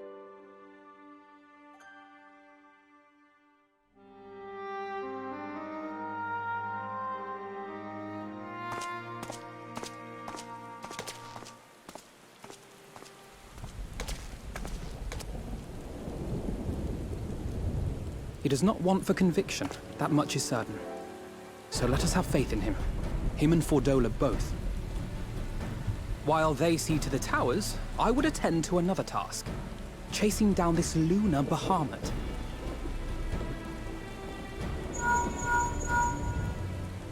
Ah, bloody thing. Can you hear me? It's Tataru. Ah, I'm happy to say we've managed to find Estinian. And I'm sorry to say he went running off again the moment we told him about Bahamut.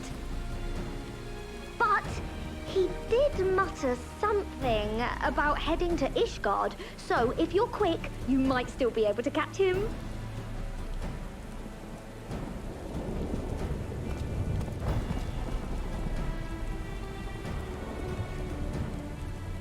Even if we set out this instant, he may already have left by the time we arrive. Have her send the bonanza to Ishgard. It may prove useful should we need to give chase.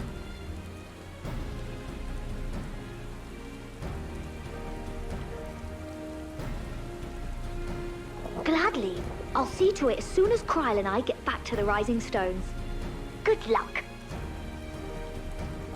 While you go off on your dragoon hunt, Urianger and I will return to headquarters. We have much to tell the others.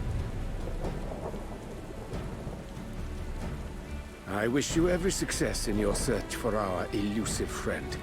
May we all meet again ere long.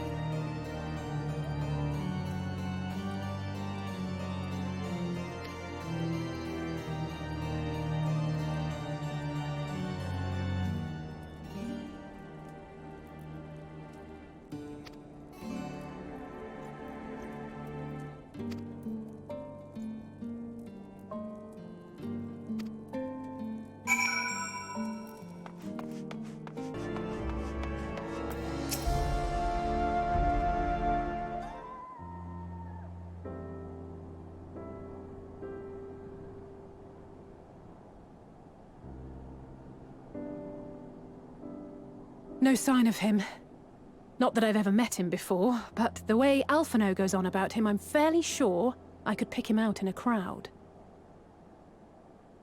Speaking of which, it does seem awfully quiet. If the erstwhile Azure Dragoon had returned to Ishgard, would it not be a source of general excitement?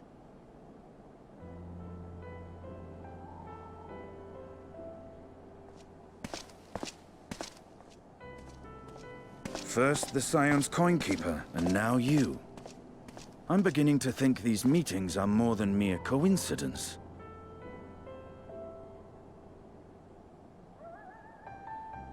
Not that I'm complaining. It's been too long. Too long? You look an ilm taller and twice as rugged.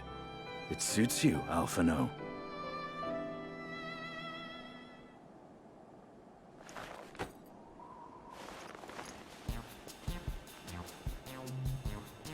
Quieter, though. Have you been giving him lessons on how to be the strong, silent type?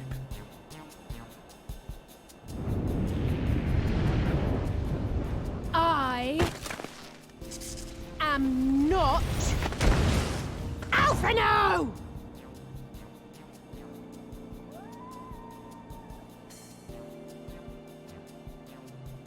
If the two of you are such firm friends, perhaps you should remember what he looks like. And what do you mean, rugged? Ugh! Had my brother mentioned what an oaf you are, I'd never have bothered looking for you in the first place.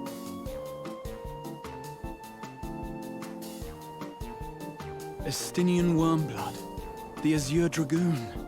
He who fought and felled the dread worm Nidhogg at the Warrior of Light's side. To think the day would come when I should see this living legend with my own eyes. Would someone mind explaining what is going on? Is everything all right? I thought I heard Alisaie shouting.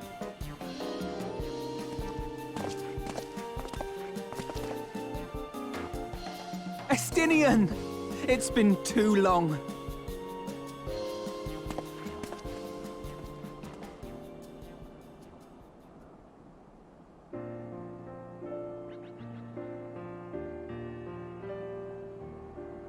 No, it's quite understandable. That was hardly the first time we've been confused for one another. Nor, I suspect, will it be the last. Well, I, for one, will not be making that mistake again. What I will say, for the second time today, is that you've grown. Inside and out. I can tell. One can't remain a spoiled little lordling forever, you know.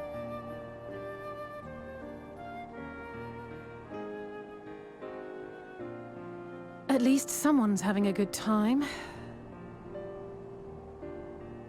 You know, when we were growing up, Alphino would never befriend other boys because he couldn't stand the thought of not being in charge. But maybe that's changed. He seems just as happy around Estinian as he does Arenvald.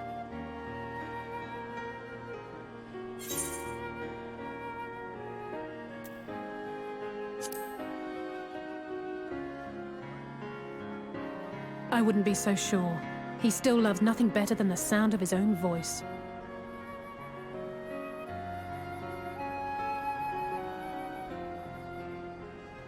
No rest for the righteous, eh? Speaking of which, I was just on my way to borrow an airship to take me to Alisaie. Alisaie? How could I forget? The dragon with whom Bahamut shared the deepest of bonds. Aye, Tiamat, his mate. Even now she remains imprisoned on Alisaie, though her remorse binds her faster than any shackle. I see. As the one who first summoned Bahamut, you believe she may be able to shine some light on his latest incarnation. Might I suggest that we make the journey to Alisaie together? I'm not sure if Tataru mentioned this, but we Scions have an airship of our own now. I see no reason why not. Assuming your sister can bear the thought of sharing a deck with me. Be my guest. But confuse me with Alphino again, and I'll throw you overboard.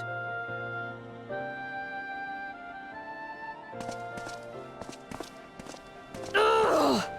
I don't know who he thinks he is, but he's nothing like Alphino painted him to be. I will admit, he is not exactly as I imagined him either. Based on what I had read of the man, I think I was expecting someone a little less blunt?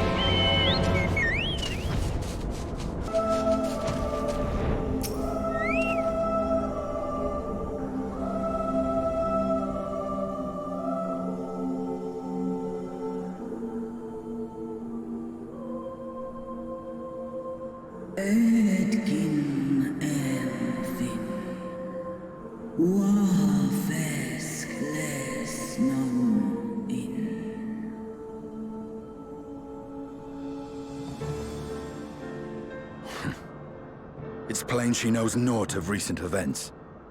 Perhaps you should enlighten her.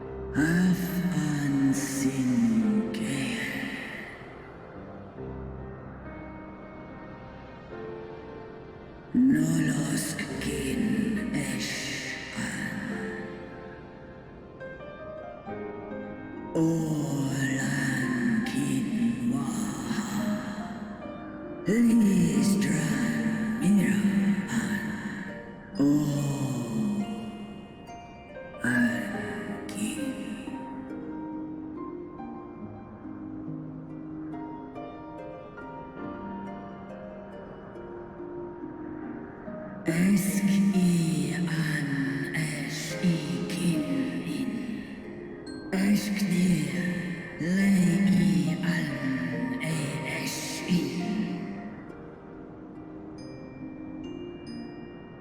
I've seen it with my own eyes. Captives of a lost empire, neither alive nor dead, existing only to preserve Bahamut's corporeal form.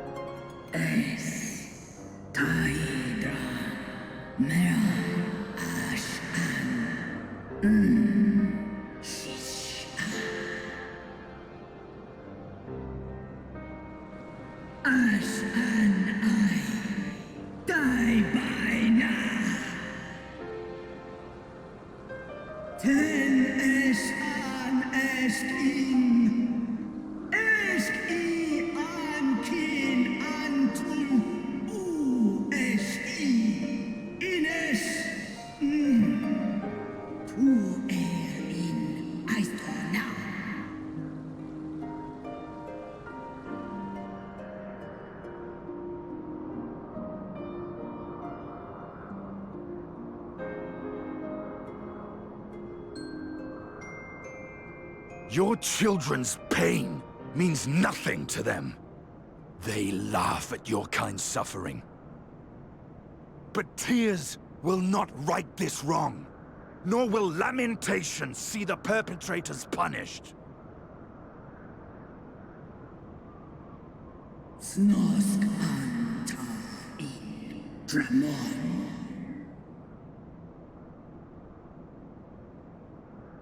Behavior befitting a great worm.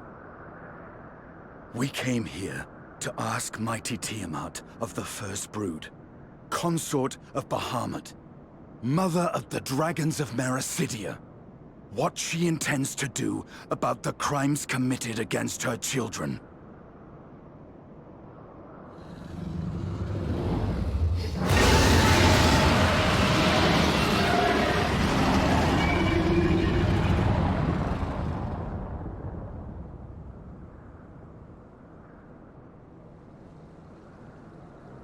Santalan infan antosk. Goes lent on. Ale u esk an in. Ale kum ak in. You too were exposed to his influence. That you are yet in possession of your own will is testament to the indomitable strength of your soul. But were you to meet with Bahamut again, you fear you might succumb. Es snoska dramon kin nestra in ilesi neshan and ala. Unmik nalstra ul antal an small tahi an.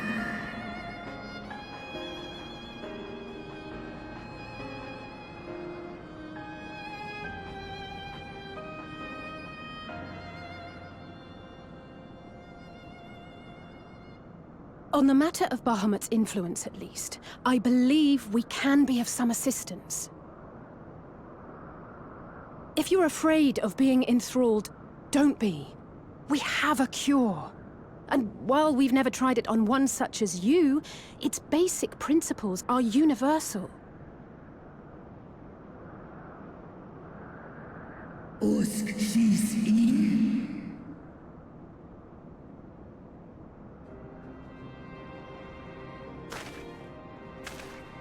There is no future for those bound to the past. That you committed a terrible sin, I do not dispute. But if you feel remorse, you may yet make amends. We offer you that chance. Take it, or you will forever remain a prisoner, not of these cruel shackles, but of your own guilt.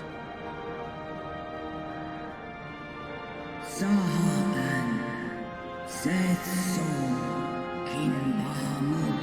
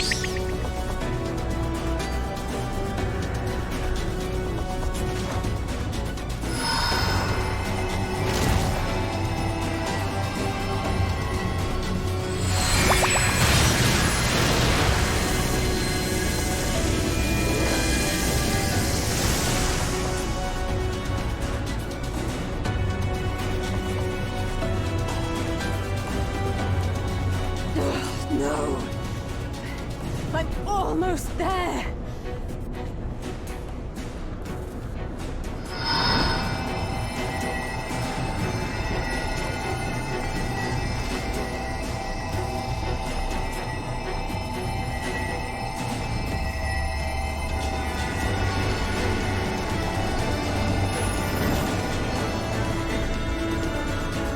This is it, Angelo!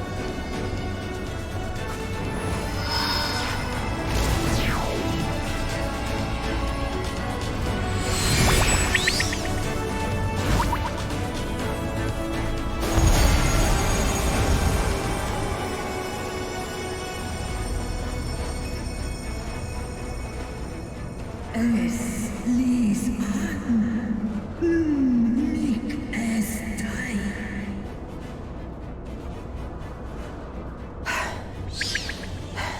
Did it work?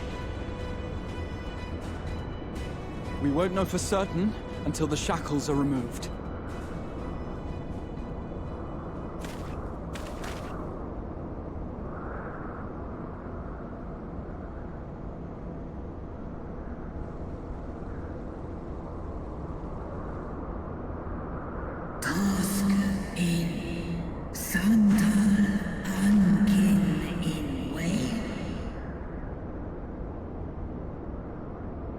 Many have been subjected to the Allagan's dark arts, their flesh irrevocably altered. For such tortured souls, I fear there can be no salvation.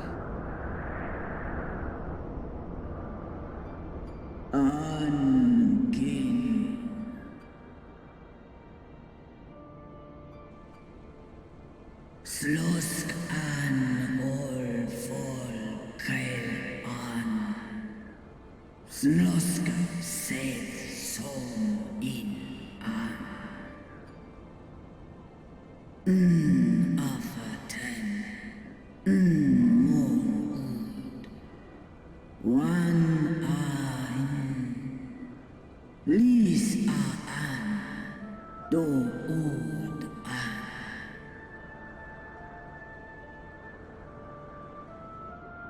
When that time comes, you won't be alone. We'll stand by you.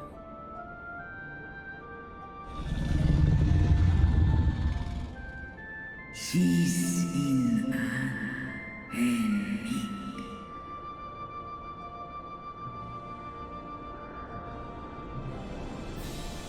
Alphino's ready. It's time.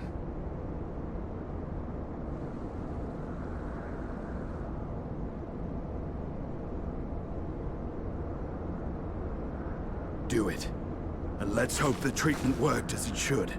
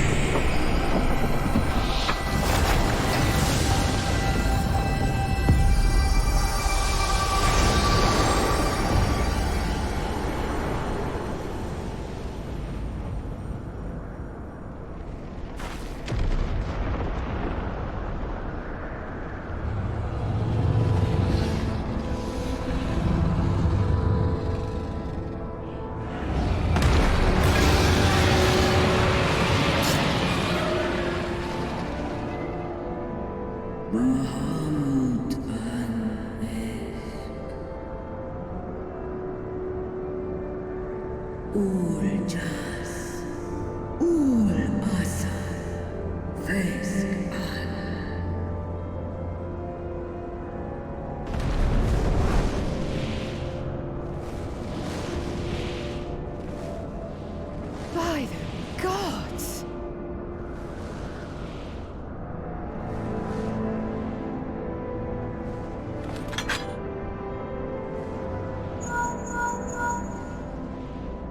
Urianger, your timing could not be better. Understood, we're on our way. It's Bahamut. He's been sighted over Pagalthan. He flies for the largest Amalja settlement in the region, at the head of a vast host, including dragons.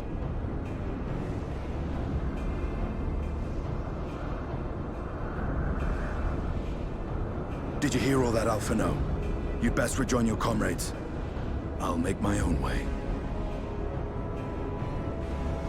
Our enemy awaits. Shall we?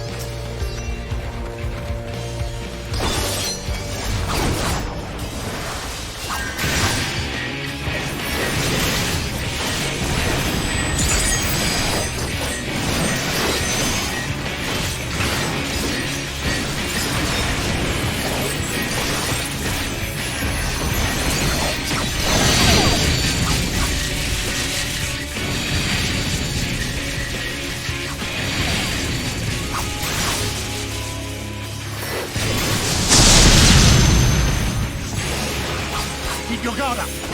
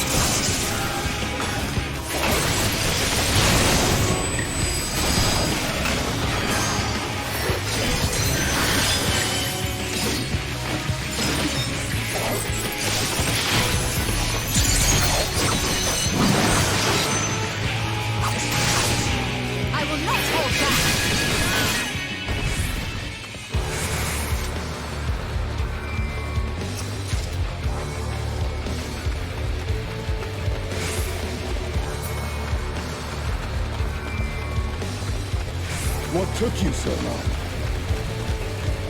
The Amalj are in trouble. Let's split up.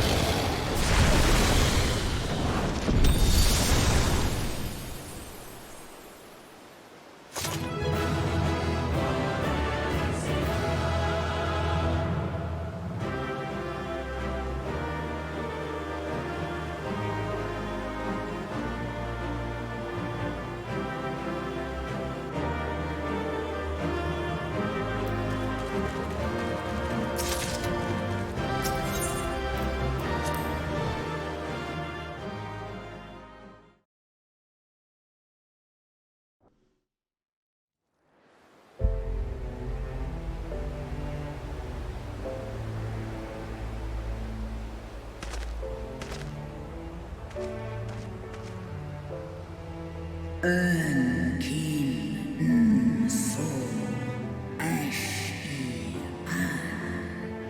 Esk Snodo in Aisto Antal an in Aisto Antal Afa Snalosk Ascian Dran Mira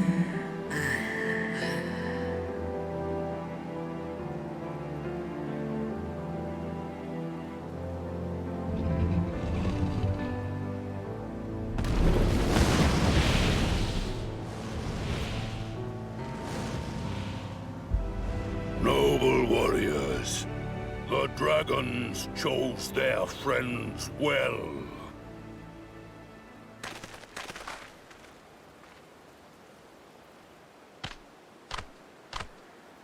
Long have our peoples waged war, but no more.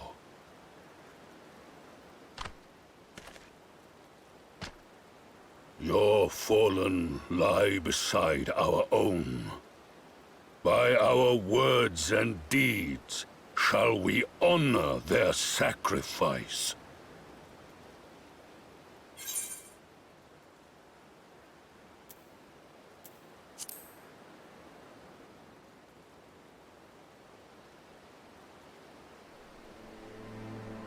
The enemy of our enemy is our friend.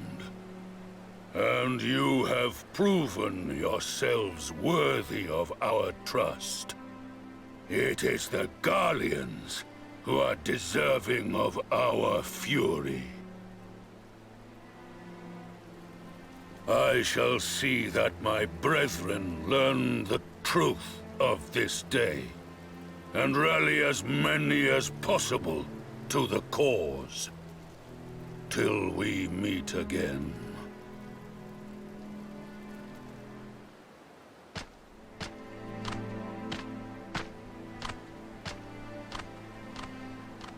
And thus did we make allies of the Amalja.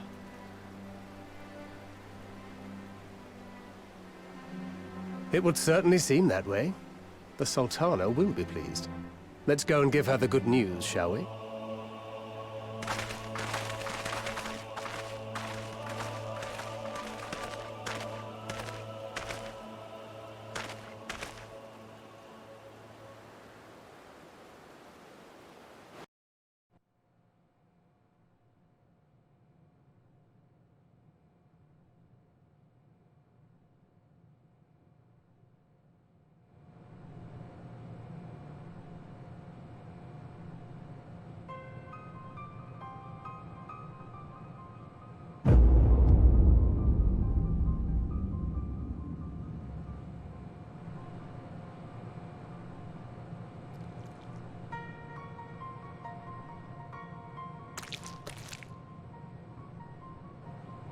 What in Ralga's name happened here? The gods only know. But you can bet these poor sods aren't here by choice. Quickly! We've got to get them free!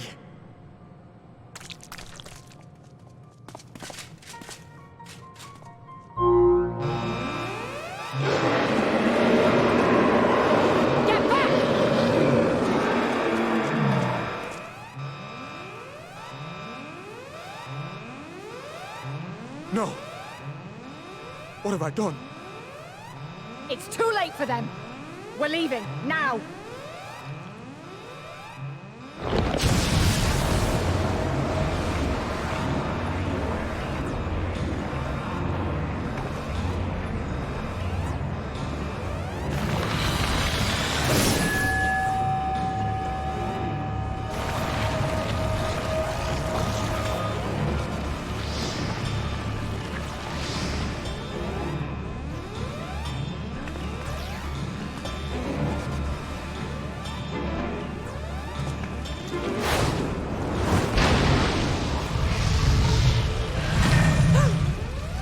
No! No! Don't you dare! We came together and we're leaving together!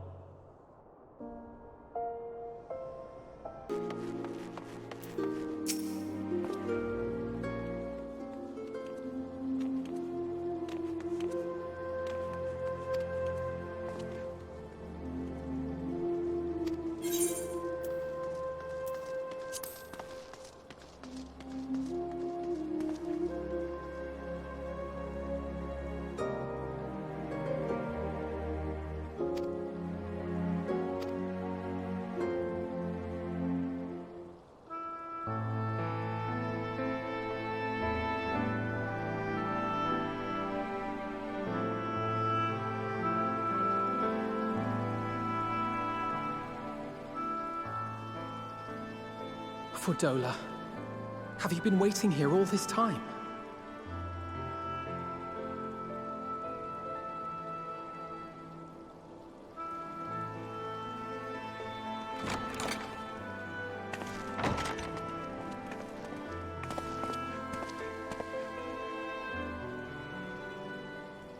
We have done what we can. The rest is up to him. May we see him? I do not think that wise. You must let him sleep.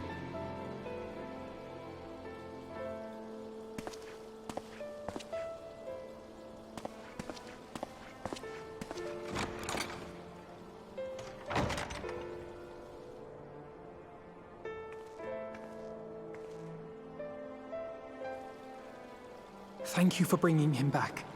He owes you his life.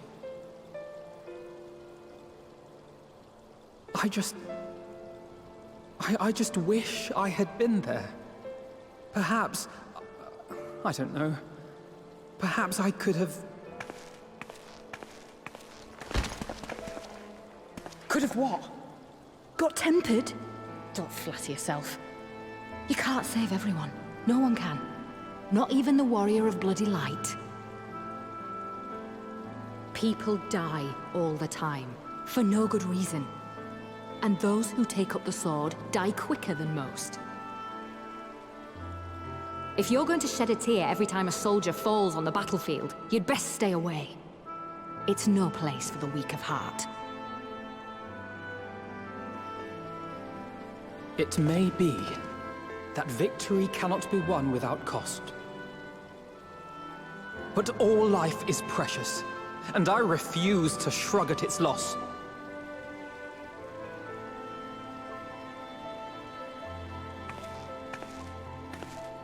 All life is precious! You need to grow up, little man. Before your sparkling ideals get everyone killed.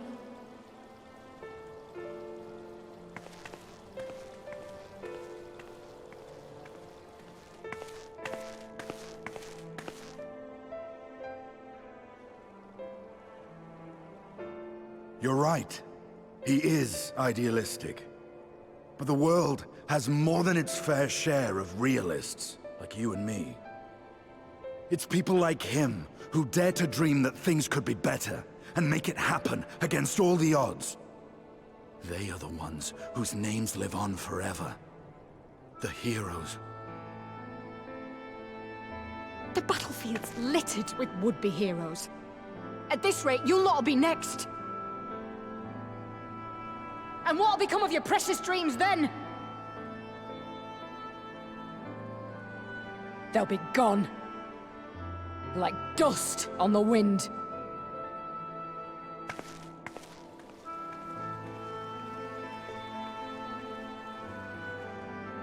Dreams worth fighting for don't die so easily.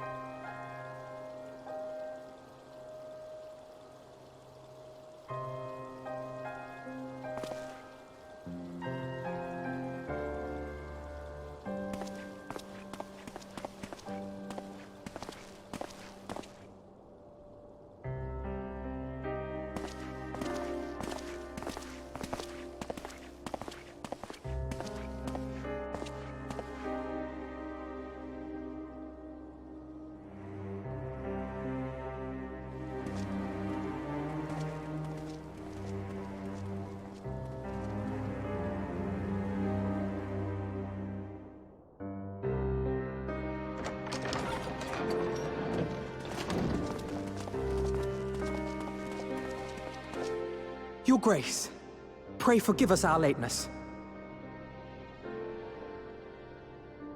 Think not of that. I understand a close comrade of yours was wounded in the line of duty. Arenvold.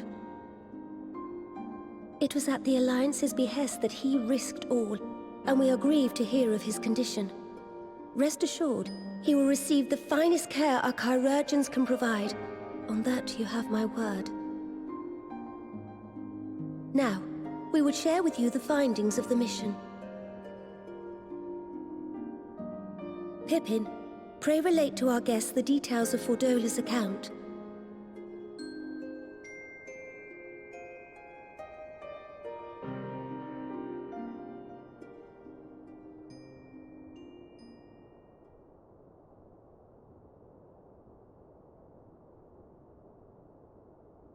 First Bahamut, now Ifrit. Or Lunar Ifrit, as Fan Daniel would doubtless have it. 'Tis now all but certain that the towers were conceived to facilitate the summoning of primals by those imprisoned within. Less certain is the means by which the Telophoroi constrain the wills of said entities to enact their designs in defiance of the pleas of their victims. Mayhap they do not. If mere proximity to the towers is enough to make loyal servants of the Empire's mortal enemies, it stands to reason that the same is true for those held captive. They invoke their gods for the good of Garlemald, and in their disturbed state of mind, summon a primal whose form reflects their own alteration. It all begins to make sense. Upon closer inspection, I realized that the towers bear a striking resemblance to a much larger structure which Urianger and I observed from afar during our visit to the Imperial capital.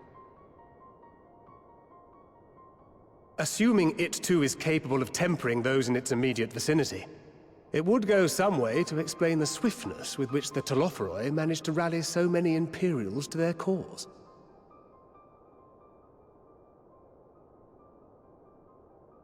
While the situation in Garlemald is indeed troubling, I fear we have more immediate concerns.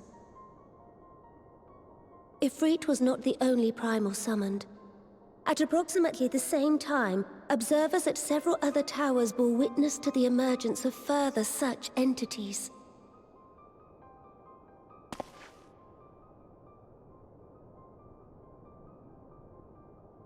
For a blessing, none appear to wield aught approaching the destructive power of Bahamut, and the Grand Companies are moving to deal with the threat even as we speak.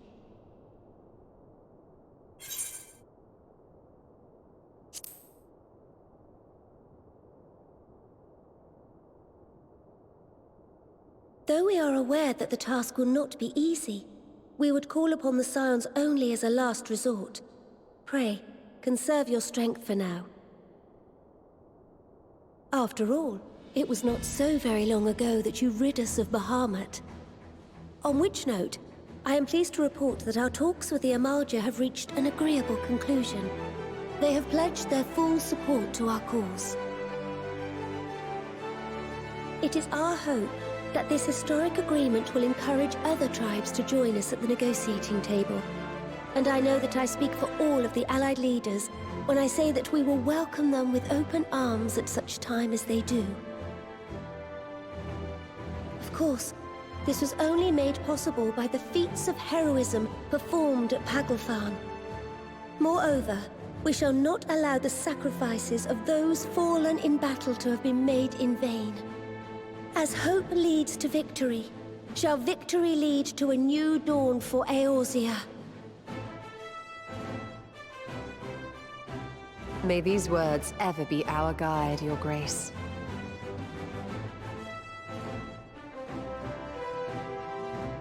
Now, if you will forgive me, I must consult with the Syndicate on the matter of our new allies' integration. Till next we meet, my friends, I bid you safe travels and blessed respite.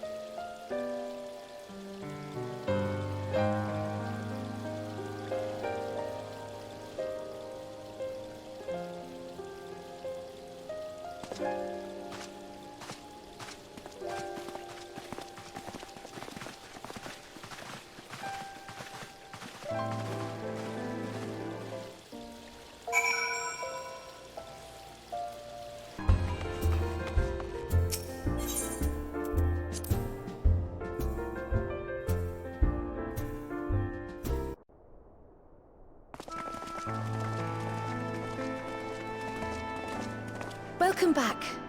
I expect you must all be exhausted. Ere you take your rest, however, I would beg a moment of your time.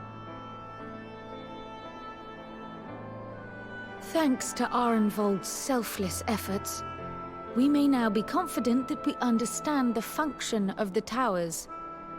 But many questions remain regarding the reason for the summonings, and what lurks behind the looming edifice in Garlemald. Until such questions are answered, we will struggle to devise an effective strategy for thwarting the Telophoroi's stated aim. Nothing less than the destruction of this star. And so, given the gravity of the situation, I move that we petition the aid of Sharlayan.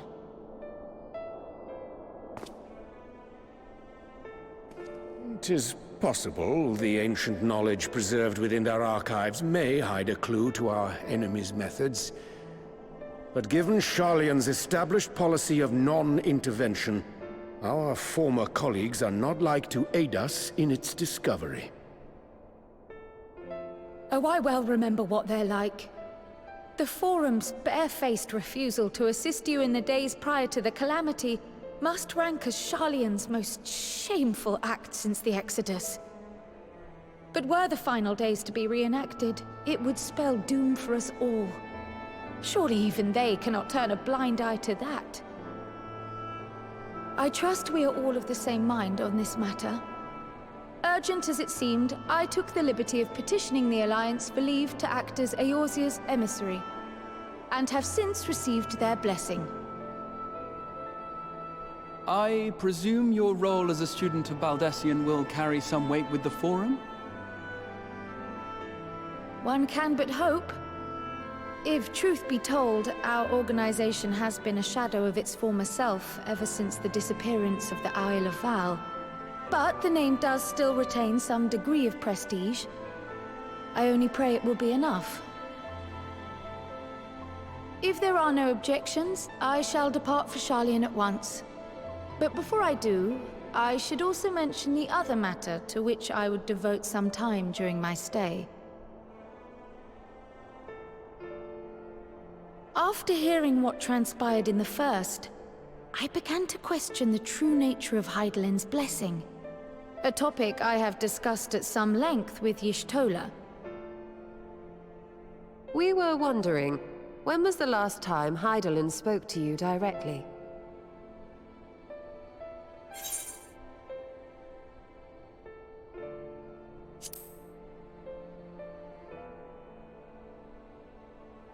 When you regained her blessing, was it not? But never since. Not in all your time in the First, when you faced the Unsundered, the very heart of Zodiark. History shows us that Hydaelyn is able to awaken the echo in her chosen, convey her will directly, and grant the blessing of light. To our knowledge, however, she has not sought to intervene in man's affairs for some considerable time. Might not the explanation for that lie with her choice of champion? Mayhap she is content to trust in his judgment. Mayhap she is. But following my initial discussion with Krile, I made inquiries of my own. And as far as I am able to tell, Hydaelyn has not made her will known to anyone. During my time in the First, the Oracle of Light spoke to me through Reen. But that was not the will of Hydaelyn. It was Minfilia herself. Indeed. And while she and Hydaelyn were inextricably linked, Minfilia yet acted of her own volition.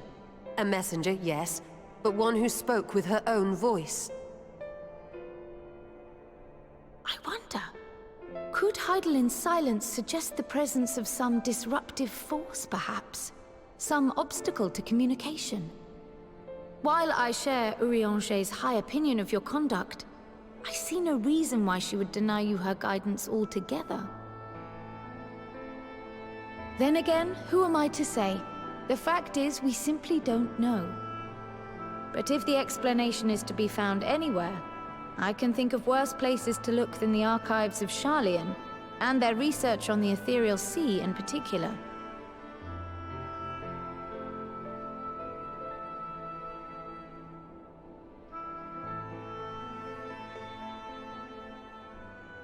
Resolved though I am to go, believe me when I say that I take no pleasure in the thought of leaving you a member short. Now, of all times. Estinian, we stand on the eve of a struggle that will decide the fate of this star. One in which we Scions may play a telling part, yet we are but few in number. And so I must ask you again, will you join us?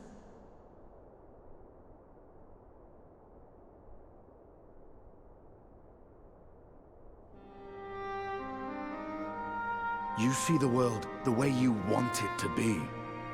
I see the world the way it is. You are idealistic to a fault. But I know you would never turn your back on those in need. Never close your eyes to their suffering. And somehow, your deeds lend truth to your words, giving the lie to my doubts in so doing. I have seen others draw strength from your belief. In Ishgard, in Alamigo, you inspired them to stand up and fight. To win, no less.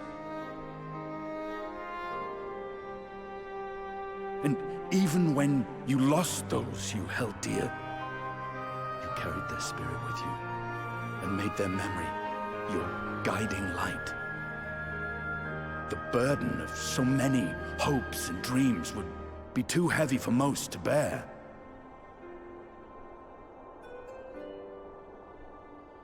But you bear it willingly, as you have shown me.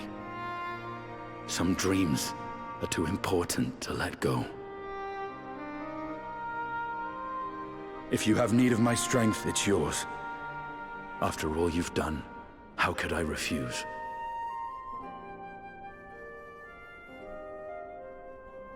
Thank you, Estinian. Whatever challenges await us, I shall not falter. You have my word.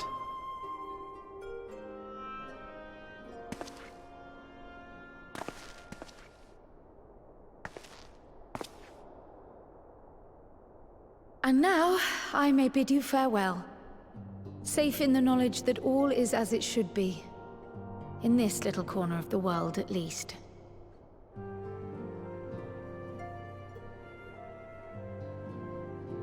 You will be sorely missed.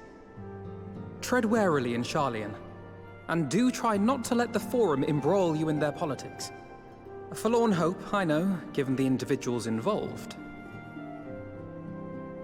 I shall do my very best. Farewell.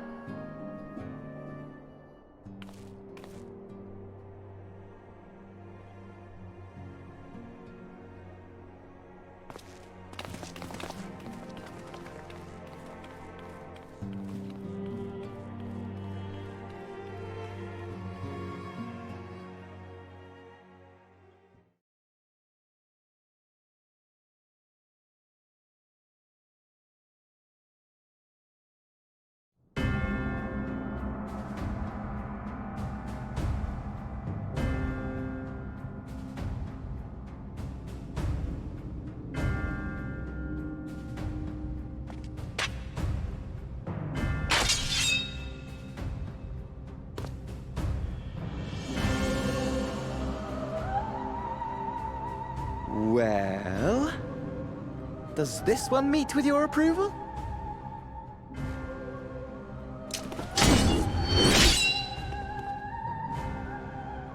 Apparently not. Or could it be that you're still upset about the dragons? You are unwise to remind me of so costly a failure.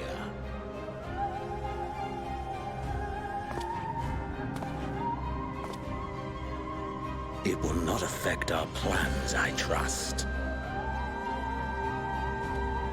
Oh, hardly at all.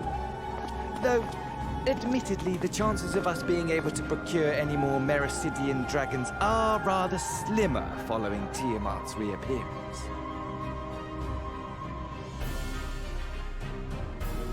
Oh, but the seeds have been sown, my lord! We have only to wait for them to quicken! Speaking of preparations, is it safe to assume that you will be ready to control you-know-what? The hour draws nigh. This nation, forged for Ascian ends, will finally prove its worth. A mighty empire, now no more than an instrument of this star's destruction. What a pleasure it will be to put it to use. Which brings me back to our earlier topic. My lord, while I appreciate that it is not an easy decision, it really is past time you chose your weapon. There is one that I have been meaning to test.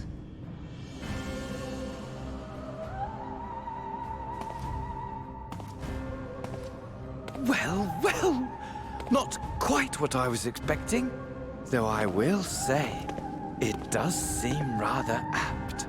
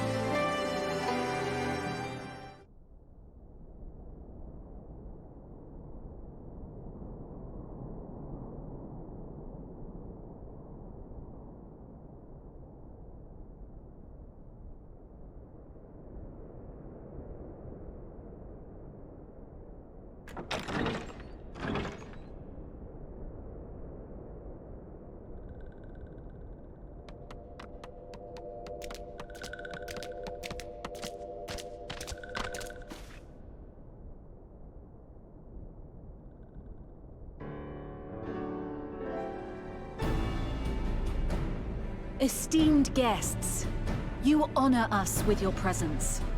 As there is much to discuss, let us begin. Information on our taken brethren you have, yes? Hear it we would!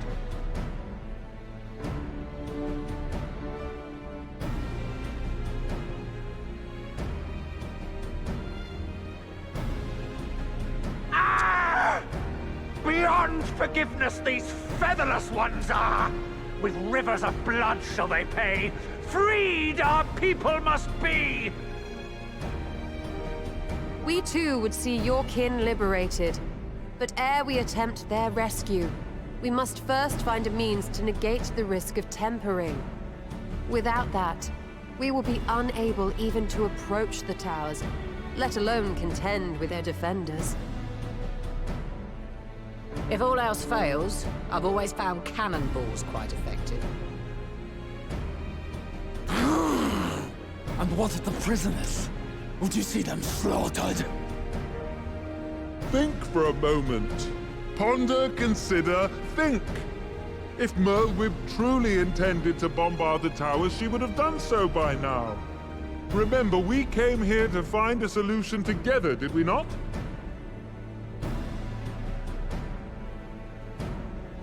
Y'Stola spoke of defenders. I but offered a means to clear a path, should you require it. Given the enemy's capabilities, we will all need to play our part if we are to have any chance of success. For if any here should give less than their best, it will be to the cost of every living being on this star. A paragon, the Empire, our very gods. How can we hope to prevail against such odds? That our foe is formidable, none would deny. But our strengths are many and varied. In this chamber, I see masters of strategy, masters of magic, masters of the land, the air, and the sea. And together, there is nothing in creation we cannot overcome.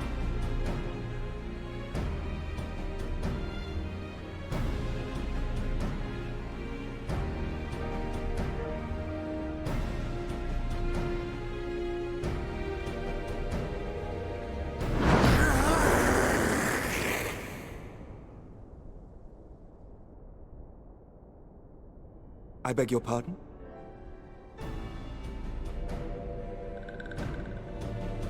What is it, Soulwalker?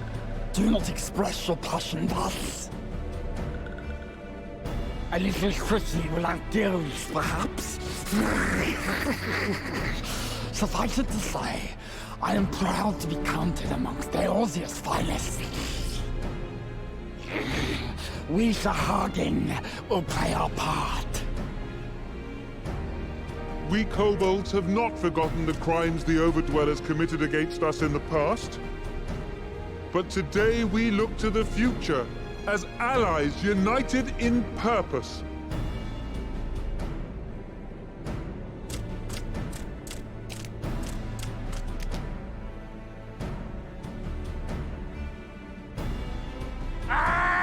Make mock of the Ixal the Paragon does! Turns kin into puppets! Pits brother against brother! Free them from his grasp, we shall!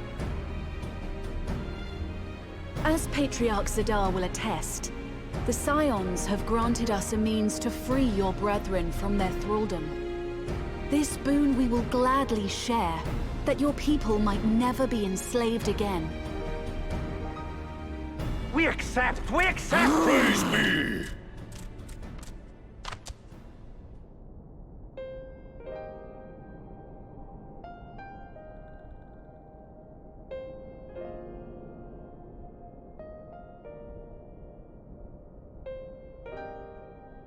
It's taken a while, but I do believe we might be one step closer to a world without primals. Would that Minfilia were here to see it. We still have a long way to go, and we're going to need a lot more Porksies. But we're moving in the right direction.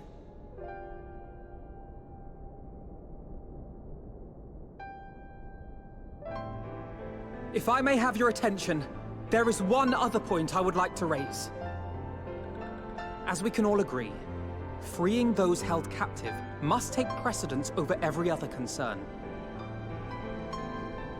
But experience has taught us that none save those with the capacity to resist tempering can hope to enter the towers unscathed.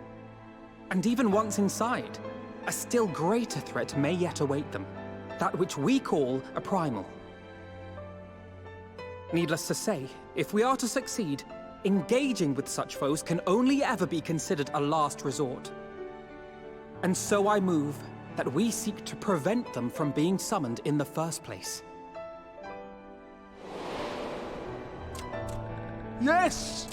Both prayer and ether are needed for the ritual.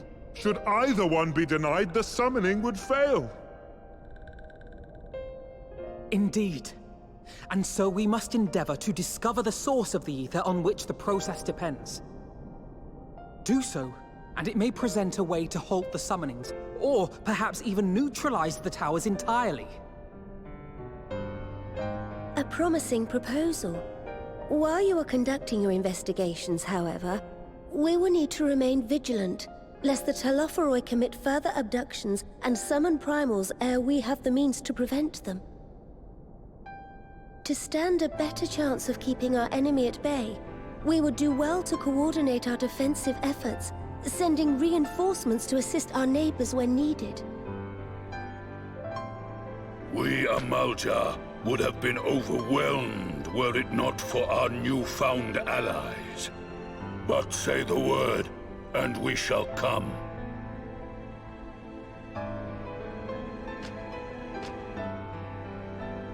I see we are all in accord. But what are we to call this proud fellowship of ours?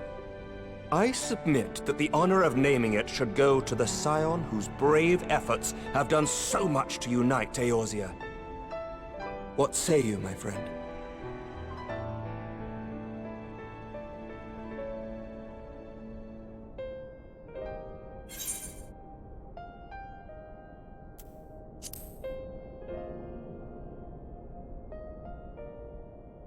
Might I suggest the Grand Company of Eorzea? I remember a certain someone pondering it once upon a time, and it seems as fitting a name as any.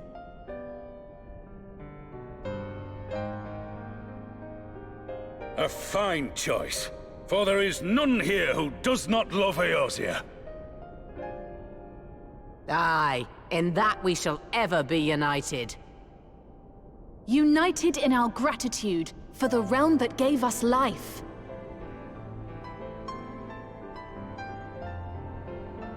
Then let it be recorded that on this day, the Grand Company of Eorzea was born.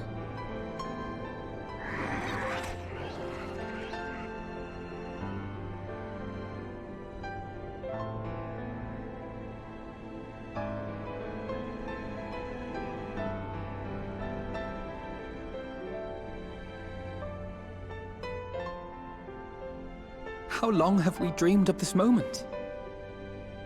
And now that it's here, Oh, forgive me. Might we speak outside?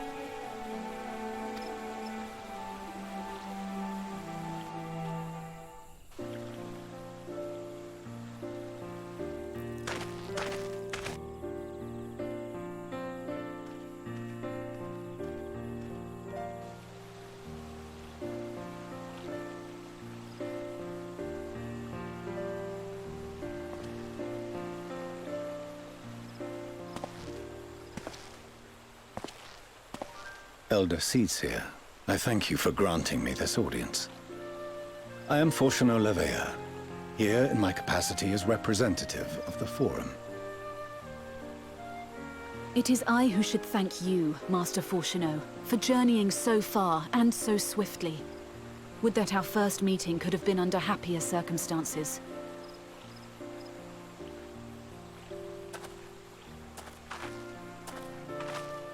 It has been too long, Father. You look well. As do you both. Ameliance will be glad to hear that you are taking care of yourselves. How is Mother? She misses you terribly, of course, but is otherwise a picture of health.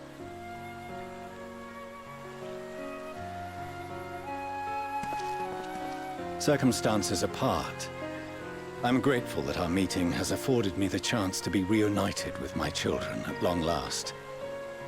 And I believe I also owe you thanks for the hospitality you showed my father, Louisois, during his sojourn in Eorzea.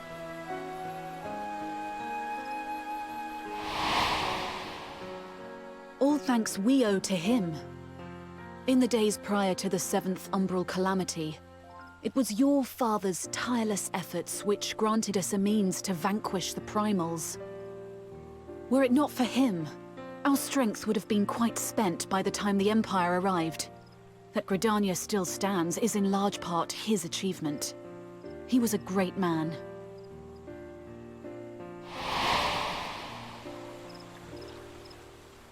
He would doubtless have been moved to hear you say so. I must confess, however, that I opposed his decision to intervene. And my position remains unchanged.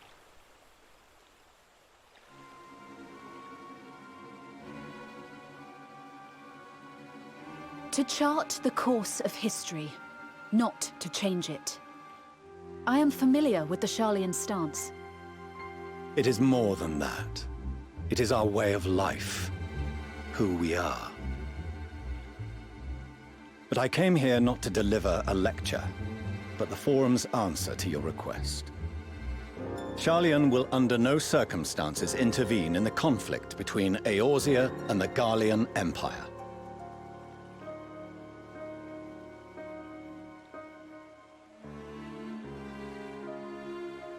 May I ask for what reason the Forum has come to this decision? The final days spell the end not only for Eorzea, but the entire world. The final days. Pray spare me your hyperbole. This conflict is no more than the latest in a series of petty squabbles between yourselves and Garlemald. One in which Sharlayan will take no part. If the final days were truly upon us, we would know. Father, you must ask the Forum to reconsider. You may feel safe on your little island across the waves, but if you imagine the Telophoroi will leave you be, you are mistaken. They mean to kill us all, themselves included. Alphino is right. We have seen what the enemy is capable of, the lengths to which they'll go. This is no time to turn a blind eye. If Eorzea falls, so too will Sharlayan. So if you truly love our homeland, you will join us. Now, before it's too late.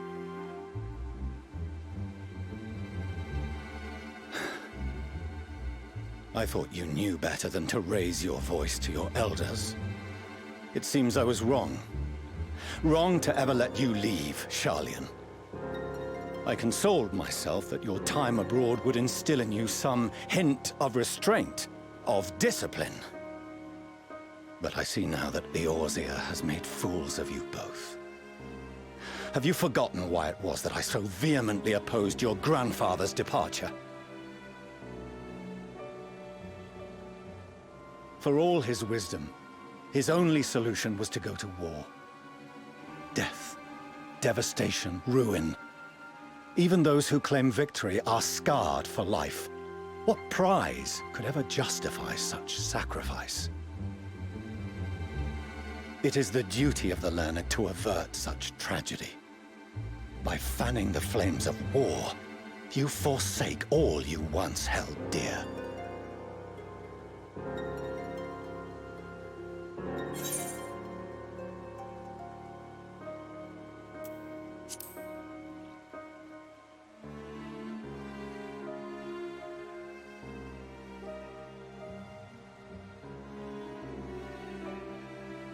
I see your friend shares your misguided ideals. But unlike him, you should know better. By espousing such barbaric notions, you subvert the teachings of Sharlayan and place all we have worked for in jeopardy. Alphino, Alisaie, as of this moment, you shall no longer bear the name of Leveilleur. What? Father. How you choose to live your lives is no longer my concern. If you wish to walk the path of ruin, I will not stand in your way. Master Fourcheneau, while Sharlayan may have no intention of intervening in this conflict, we can still part as friends. Will you not stay and speak with us, that we might learn of Sharlayan's hopes for the morrow? I have said what I came here to say. Any further discussion would be meaningless.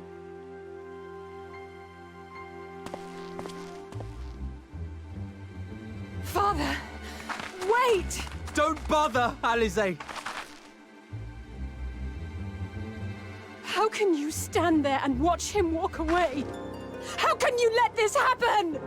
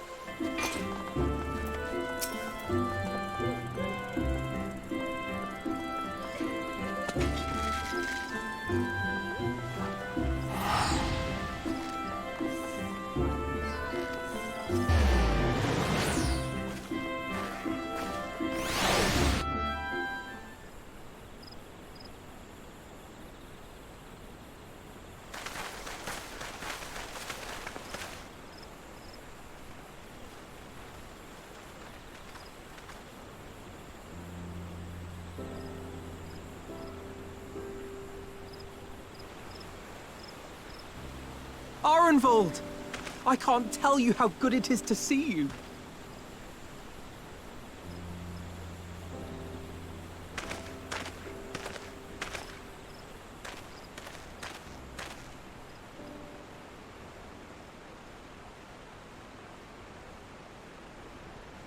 It arrived a lot sooner than expected, eh?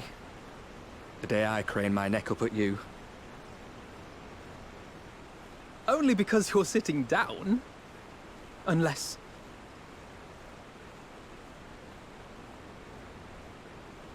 Afraid so. The Chirurgeons say I may never walk again.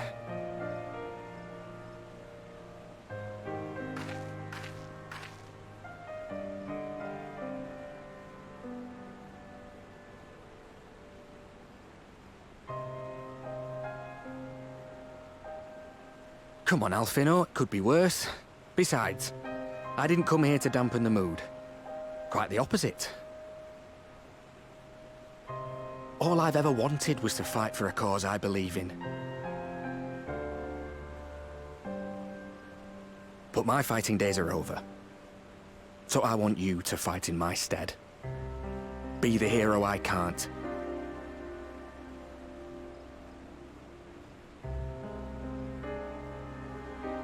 I am no hero. That's what they all say, though. No one ever calls themselves a hero. Even the ones who eat primals for breakfast. It's for others to decide.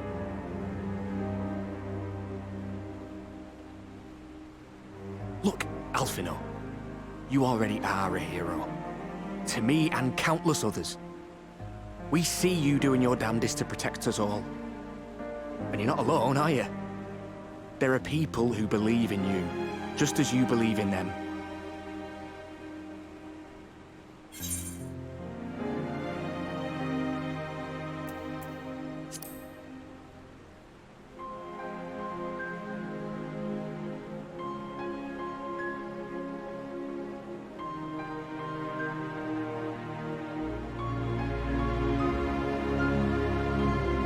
I know what's at stake. And how many people are depending on you. But I believe in you. Believe that you'll see it through. That's why I'm entrusting my dreams to you. Like Albert and Owley once entrusted their dreams to me.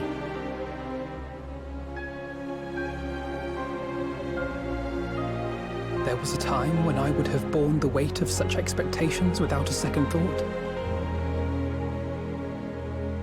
But now, I know just how heavy that burden can be. To tell the truth, I'm beginning to wonder if I chose the right path. Sacrifices will inevitably be made for the sake of the ideals I uphold. Maybe I am not the person I thought I was. The person you think I am. I wouldn't presume to tell you. But I will say this. In spite of everything, you've come this far. The road ahead might not always be clear, but you've never been one to give up or take the easy way out. And everything you do for others. For a brighter future. I'm proud to call you my friend. Well, I've said my piece, so I'll let you go. I know you've got more important things to be doing. Just give what I've said some thought, all right?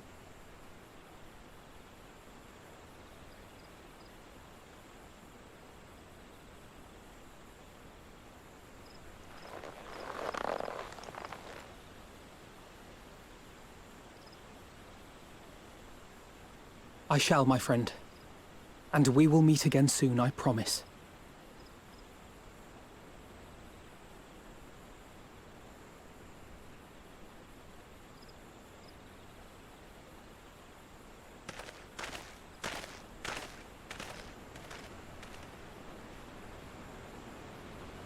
Nothing left for me to do but wave and smile.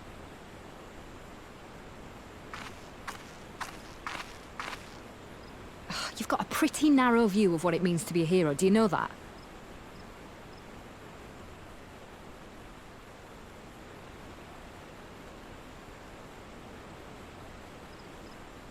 You think they're all forged in the fires of battle? That it's all about being brave and killing villains? Alphino and the others will carry on their fight. But theirs isn't the only one. There are other ways you can make a difference. If you stop feeling sorry for yourself and put your bloody mind to it.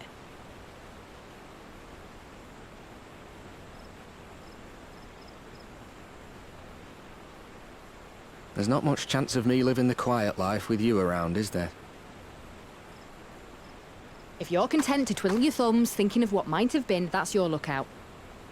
But I reckon you've got some fight left in you. And I reckon you might be right. If there's a way I can still help my friends, I'll bloody well find it.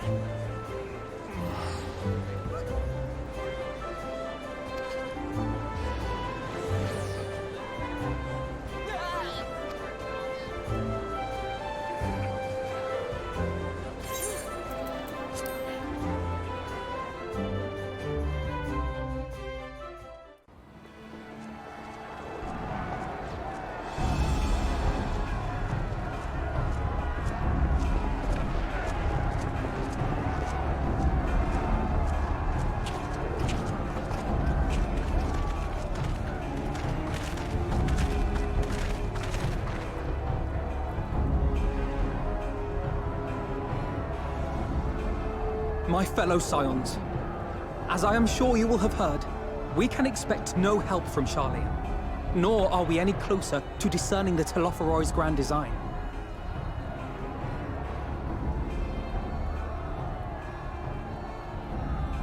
And now, our adversary moves against us in unprecedented numbers, compelling us to answer in kind. The outlook, in short, is bleak. Yet though our foes are many, and we but few, we may still tip the balance in Eorzea's favor. Of course. We will do what we always do. Deal with the ones our allies can't. A less than daunting prospect, judging by your expression.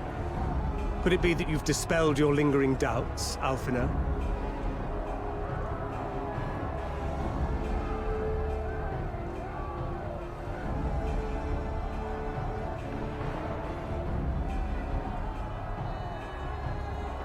Oh, I doubt I ever will. But as my friends have kindly reminded me, I have come this far, and that must count for something. God be good, Alphino. That's what we've been trying to tell you all along. For one so bright, you can be remarkably dim at times. There is such a thing as overthinking, you know.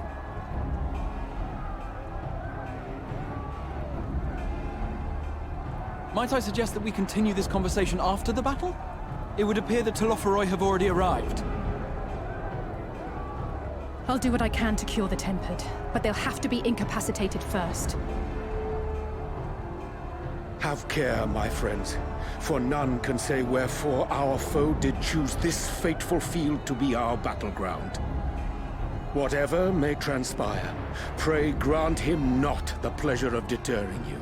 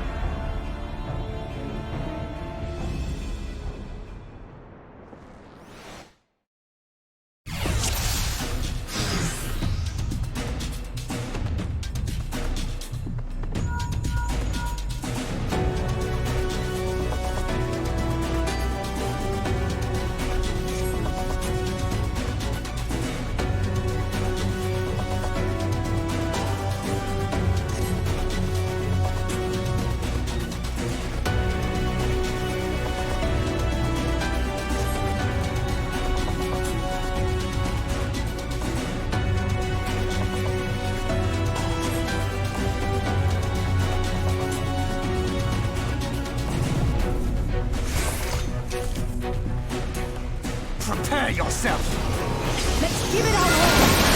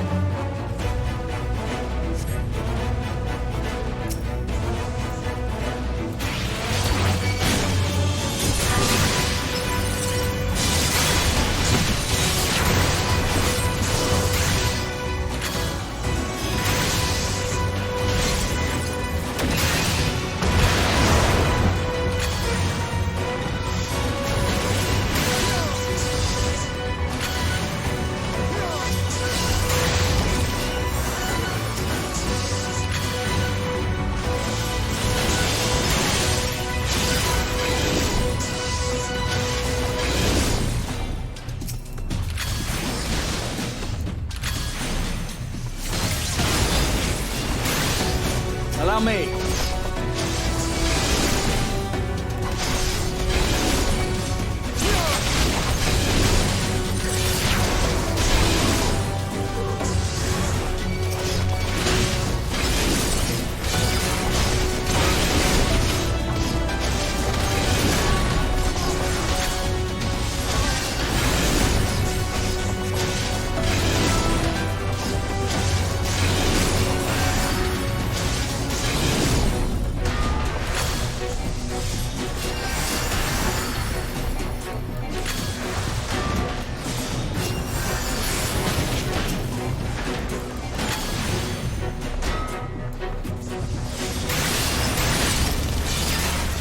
Just the beginning.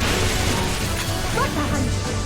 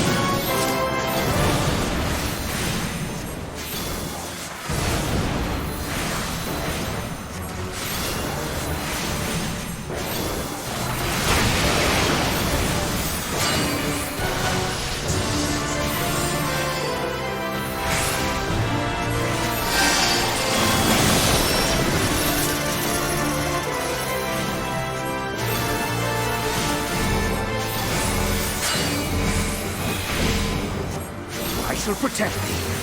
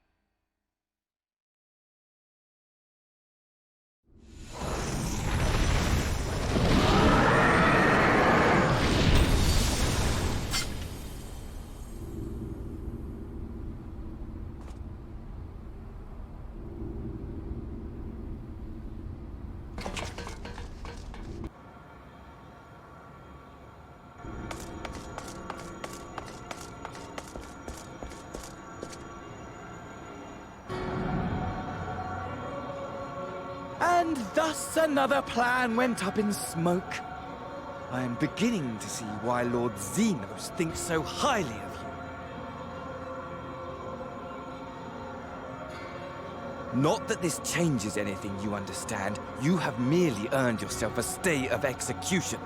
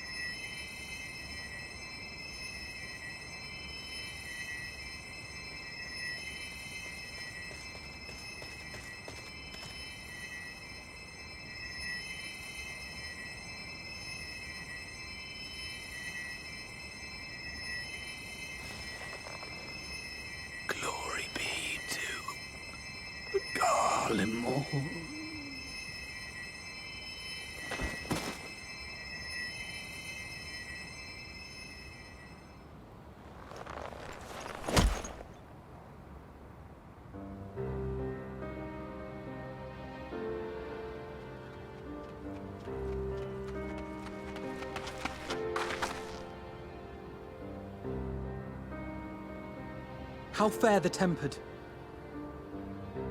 We've treated as many as we can, but some were beyond help.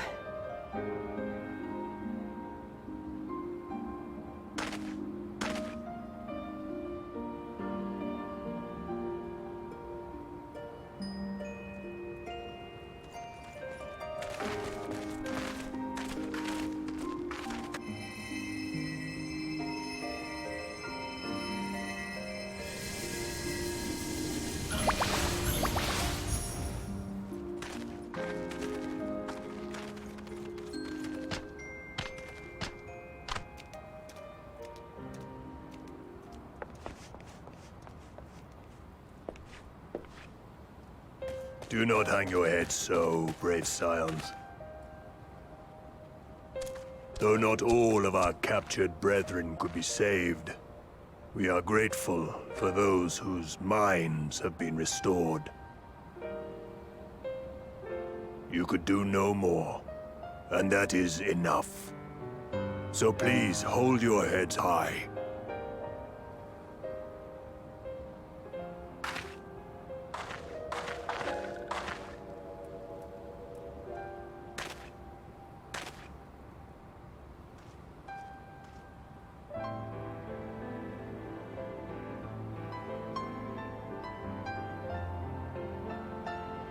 Should have been quicker, but I'll do better next time. Thank you for your kind words. They mean a lot.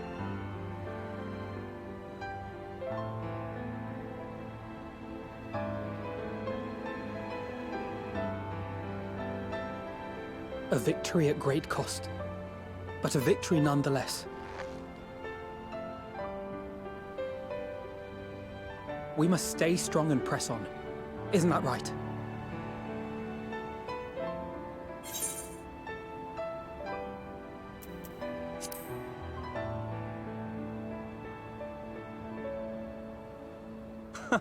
It really must count for something.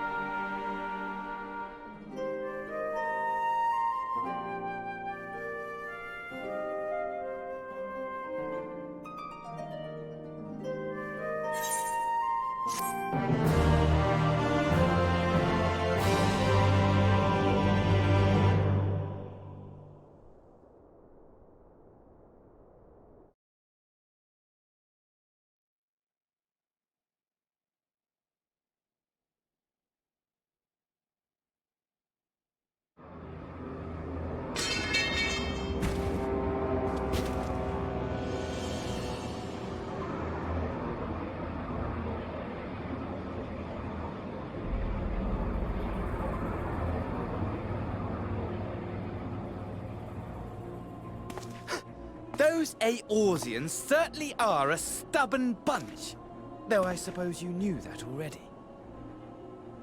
My plan to redirect the ether from Cartano came to a rather less than satisfactory conclusion. It was, in many respects, an abject failure. Which does, of course, raise the question of where we are going to procure the requisite amount.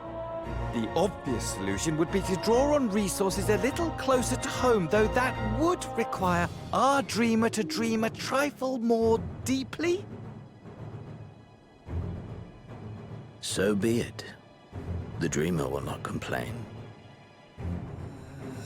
Then let us begin the preparations at once. With the gateway of the gods complete, all that remains is to gather the necessary ether, and our prize shall be within reach.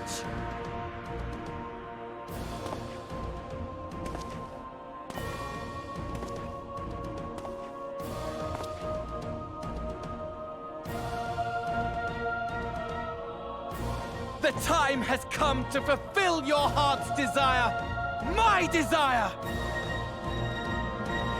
To relieve those wretched creatures of their meaningless existence!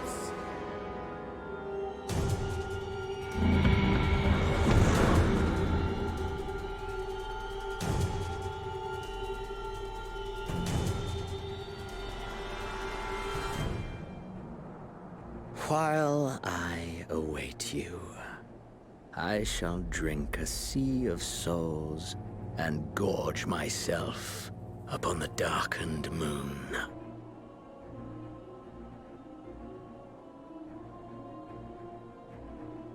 Then you shall come to me, all roiling rage and rancor.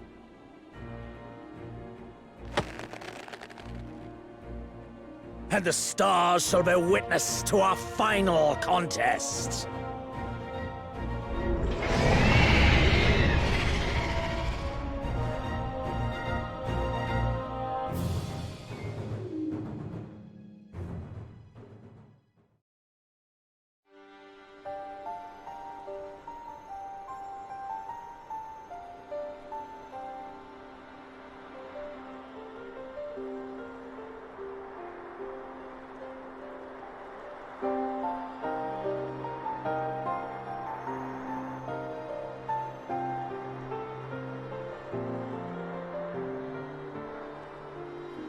As I thought, the ethereal currents have been disturbed here too.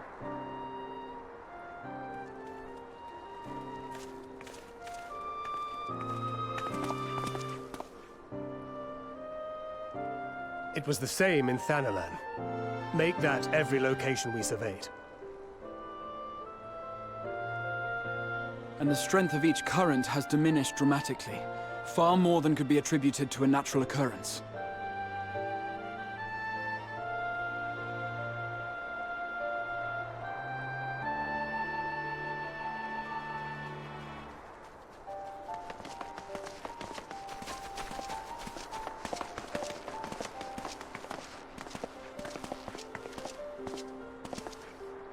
What tidings bringest thou from Dravania? We took a number of readings, and noticed that the closer we were to the tower, the lower the etheric density became. In short, the towers are drawing upon the land's ether, which would explain how they were able to carry out the summonings.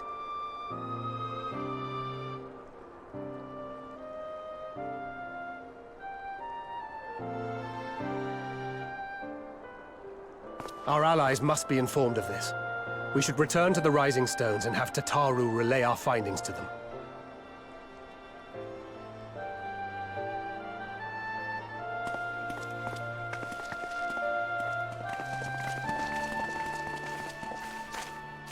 Hear me. Hear me. Hear me. Hear me. Darkness comes, and with it, the end. The fate of the star is in your hands.